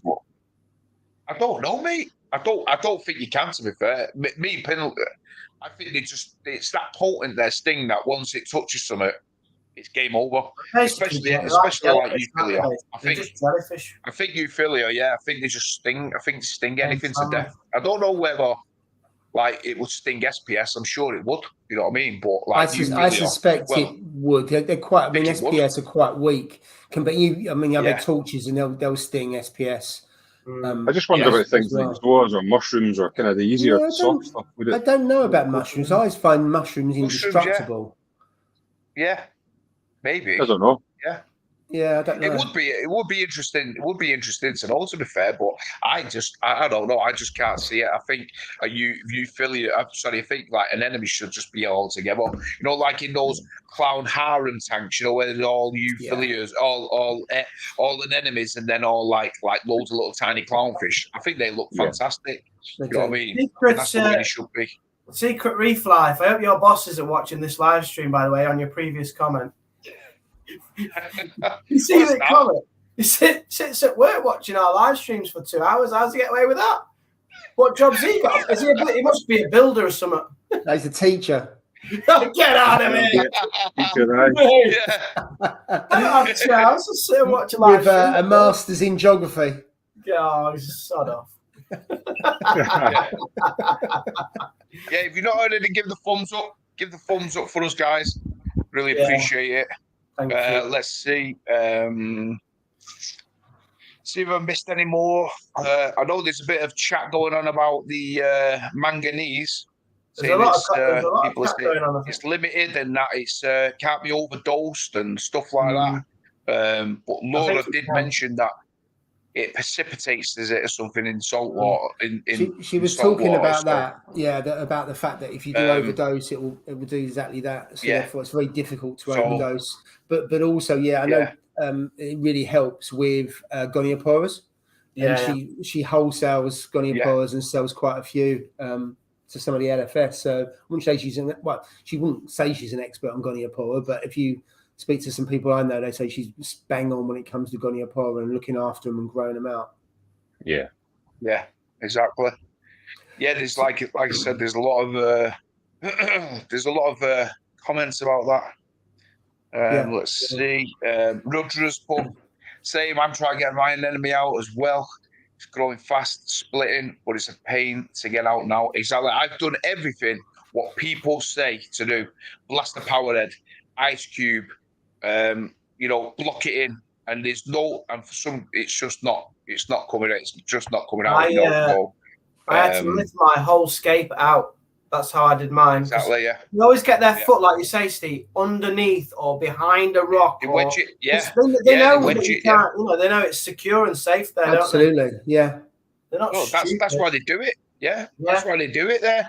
They so stick it in a place where it's hard. Yeah. They don't know you're gonna get peed off with it, yeah, and say, right, you're getting evicted, you're coming out, and then take it out. It's for fight for survival for them to wedge it in to keep onto that rock, you know what I mean, and that's it to keep them alive. You know what I mean? So I mean, it's doing what it needs to do, which you know what, fair play, but in my tank, which I'm not happy about. So in a way, it's my own fault because I put it in. So I can't really blame anybody else except for myself. So, well, yeah, I think like I said, when I buy those few things, I'm gonna look at see whether there's any of those rocks. I don't know which company it was. I'm sure it was Real Reef. I think it was Real Reef rocks that I've seen. That they do those arches. Have you seen those arches? Somebody posted it. I think it was on Instagram, and they just do an arch now, which is all looks like it's all in Coraline algae and stuff like that. It looks fantastic, but I'm not sure which company did it, and I've tried to search for it. I can't find it now, so I should have saved it. But I think I'm going to put an archway, like build up another rock, block that an enemy in, and then build an archway over it, and then hopefully that an enemy then will move somewhere where its foot will be released, and then I can get to it. You know what I mean? That's what I'm hoping for. If I block it in, fingers crossed. So if we could do that, that'd be perfect. And then what I'm going to do is build. I was going to say I haven't seen a Mancunian lose a fight, but I'm seeing one right now, aren't I? Mate, I'm losing it. I'm losing a fight. Yeah, the fight to survive, mate, in this moment. He's been outfoxed by the most primitive sea life. It's one of the first sea life, isn't it? Yeah, I'll admit, mate. I'm losing this battle. I'm losing it. You know what I mean? Don't let it have the better of you, Steve. Don't let it have the better of you. One day. Hey, mate, listen, that fish of mine, remember that tang? It had me for 4 weeks, remember? Oh, of course, 4 weeks it had me for, mate. So, listen, and I got it in the end. It will come out eventually, but it's taking a bit longer than I hoped. But it is what it is. There's nothing I can do, like I said about it. UK Reef, I've said that. Reef, bro, he said give them a mouthful of calc paste. It will either die or move. Yeah, but if it dies, that could be a bit of a problem, couldn't it? Because they will nuke your tank out unless you take it out quick. Yeah. You know what I mean? So, I do want to kill it. I don't think I really want to kill it, to be fair. I just want to evict it. You know what I mean? So, yeah, I mean, I don't know. But like I said, Haley, that's exactly what I'm going to do. I'm going to block it in, and then put that rock, hopefully the archway, because I want to build. I've said before on the streams and on my videos. Yeah, I want to do a whole sea of SPS across. That's what I want to do. Like a whole rock of SPS across it. Yeah, and then I was going to move my euphyllias then on the sandbed. Like on a rock on the sandbed and do it on the ground. You know what I mean? That's my plan. So hopefully, fingers crossed, it will work that way. And Reef Community has said exactly the same. That's what I need to do. Tony's put your opinions on rock flowering enemies. I love rock flowers and enemies. We spoke about this. Was it a few weeks back about rock and enemies? How nice they do look. And they don't. And then one of them is they don't move. They don't move a lot either as well. So that's a good thing. Well, once they're in a place, but I know that coral reef queens are quite a bit of a problem. Yeah, they put a comment on there as well. Yeah, they can move. I don't think they move as much as normal nems. I've seen videos of when they move around and sting things, so they can do that. I've never had a rock nem or a nem for that reason. They'll go away and kill other corals, but I'd love to have both at some point in the tank. I do like those rock nems, to be fair. I do like them, but yeah, I do. Let's see. Last 2 batches of salt and ICP. I've had 0 manganese and molybdenum. Now I dose both, and I'm going to swap the salt. Right. I'm not familiar with that salt. I've not heard of that. So it's basically saying like the salt's not containing any of the manganese and molybdenum. Yeah. So they're having to dose it. I heard of that brand though. After doing an ICP test. I don't know what NYC is. Not heard of that. Works in a body shop. NYC salt. Don't know what that is. No. I've never heard of it. Don't know what that is. It's Nios. Leave a comment below, he's updated. It's Nios salt. It's the very last comment. Oh, Nios salt. Yeah, the Nios salt. Oh, the new salt. Ah, right. That hasn't been around for that long, has it? Nios salt. No, it's not. No, it's not been around for long. No, it's not. No. I haven't really heard of anyone using it, so Chris is the first one I've heard of using it. Yeah. It'll be interesting. Yeah. I mean, I wonder what the alkalinity and calcium and all that is in that. You know what the levels are in it. So like I said, I've never even looked into that. To be fair, so maybe I knew they brought it out, but it's not been out long. Yeah. Steve, you may need to wait for it to move itself. Don't think that's going to happen, mate. Hold your breath. Yeah, I really somehow don't think that's gonna move. Oh, Carib Sea arches. Carib Sea arches. Well, that's the one that I've seen, which look fantastic. Actually, they really do look good. So I'm hoping that I can get one of them. I think I might have to get one of those ones. To be fair, just not a huge one, a smallish one. Yeah, and just wedge it on a rock, and fingers crossed it'll come out. Reef can just said Aqua Reef do the arches too, mate. Yes, they did. Carib Sea. So yeah, but right. Two down from that, they said Aqua Reef do them. Aqua Reef do. Oh right. You know what? I've got my phone. I'm gonna get off this. I'm gonna look into it and see. I'm sure it's the Carib Sea one. I think it's the Carib Sea one, to be fair. So I think it'll be the Carib Sea one. I think I've seen. Yeah, I think it might be the one that it was covered in like Coraline algae. You know, like looks the part, doesn't it? You know what I mean? Unless it's because mine's Eco Reef Rock, and that as arches as well. Eco Reef. That's the TMC one, isn't it? Yeah. TMC one, yeah. Stay us Manx don't lose. Hang in there. Yeah. Fingers crossed, mate. And then John's put we did against Sarah. Very true. Let's not go on to the football part. Rock flowers definitely move.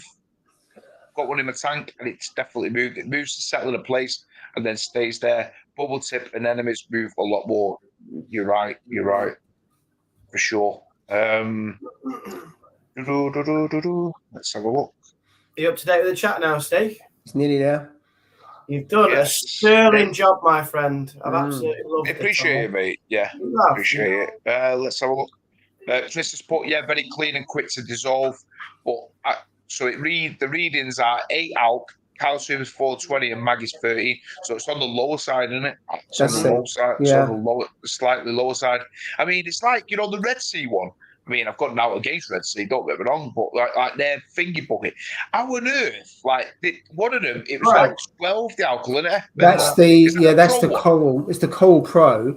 But then they set up the whole system. But they set up the whole system that you run all of your parameters really high, and they're I suppose they call it a recipe. I think that you'll get better growth and everything like that. But I've known hardly anyone who runs you on that basis at 12, but that's what they say. I mean, I never run it at that level, but that's what they describe. I must admit, I use the blue bucket.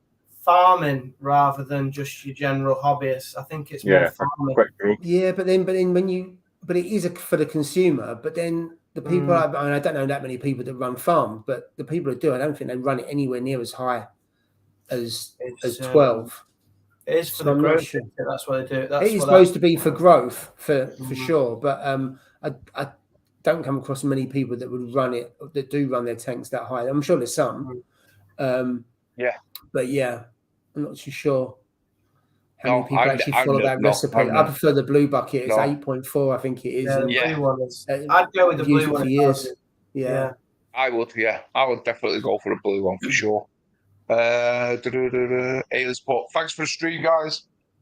Thanks, Hayley. She's been here all night as well. Thanks for joining, Hayley. Yeah, sure. Always on the live stream. Alk is at 7.6. 7.6, okay. Anyway, isn't it? You know what I mean? So yeah, not wrong with that. Is Hayley still all right with the tank? Or is she like thinking about getting rid of it at some point? I'm sure she said about getting rid of it. Yeah, a tank. Yeah, a tank. Yeah. Hey, did you see that? Did you see that? Who was that? Take a break, Kit Kat, with her tank leak. Yeah. She got a 350 generation 2, didn't she? She's been given a new one today, I believe. Yeah, today it was. Yeah, it was today. Well done to Red Sea. I guess she got it for free as well. That's good. That was. Well, was it? I know she's getting a new tank, but I didn't know the detail. Yeah. Absolutely. And I've no idea. Thinking of using Trumpet Man in Pro Salt. Any opinions from anyone? Soft there, LPS. Quick one. I mean, I've never had an issue when I did run it, because I ran that Trumpet Man in the little nano tank that I had. I had no issues whatsoever with it. I thought it was bang on salt, mixed easier, dissolved quick, and that's all you want. You know what I mean? It was like there was no precipitation or anything. It was spot on. So yeah, that's all I use. I use Trumpet Man and produce salt just now, and I mix it up, and I don't mix it but the night before, and I mix it up there and then. It takes 15 minutes, and that's it, straight in the tank. Maybe you say, yeah. I've used it from day one. It's German. Yeah. That's all you need to know. It'll work. It's amazing. Yeah, it's German. Yeah. And on that note, it's German. It's perfect. Time is sadly up. So, you know what? Once again, people, thanks for joining us on our live streams. We really appreciate it. It's great to see all you guys, all 4 of us, back together as well. So, appreciate you all joining us. And really enjoyed it. So, check us out on our Instagram for next week. I'm sure it's going to be on Paul's channel. I think it'll be on Paul's channel. I'm not too sure. It'll be me or Ross. We'll sort out who's doing it. One of us. But check us out on one of our Instagrams, and you'll see whose channel it's going to be on. So once again, guys, thanks for joining, and we'll see you next week.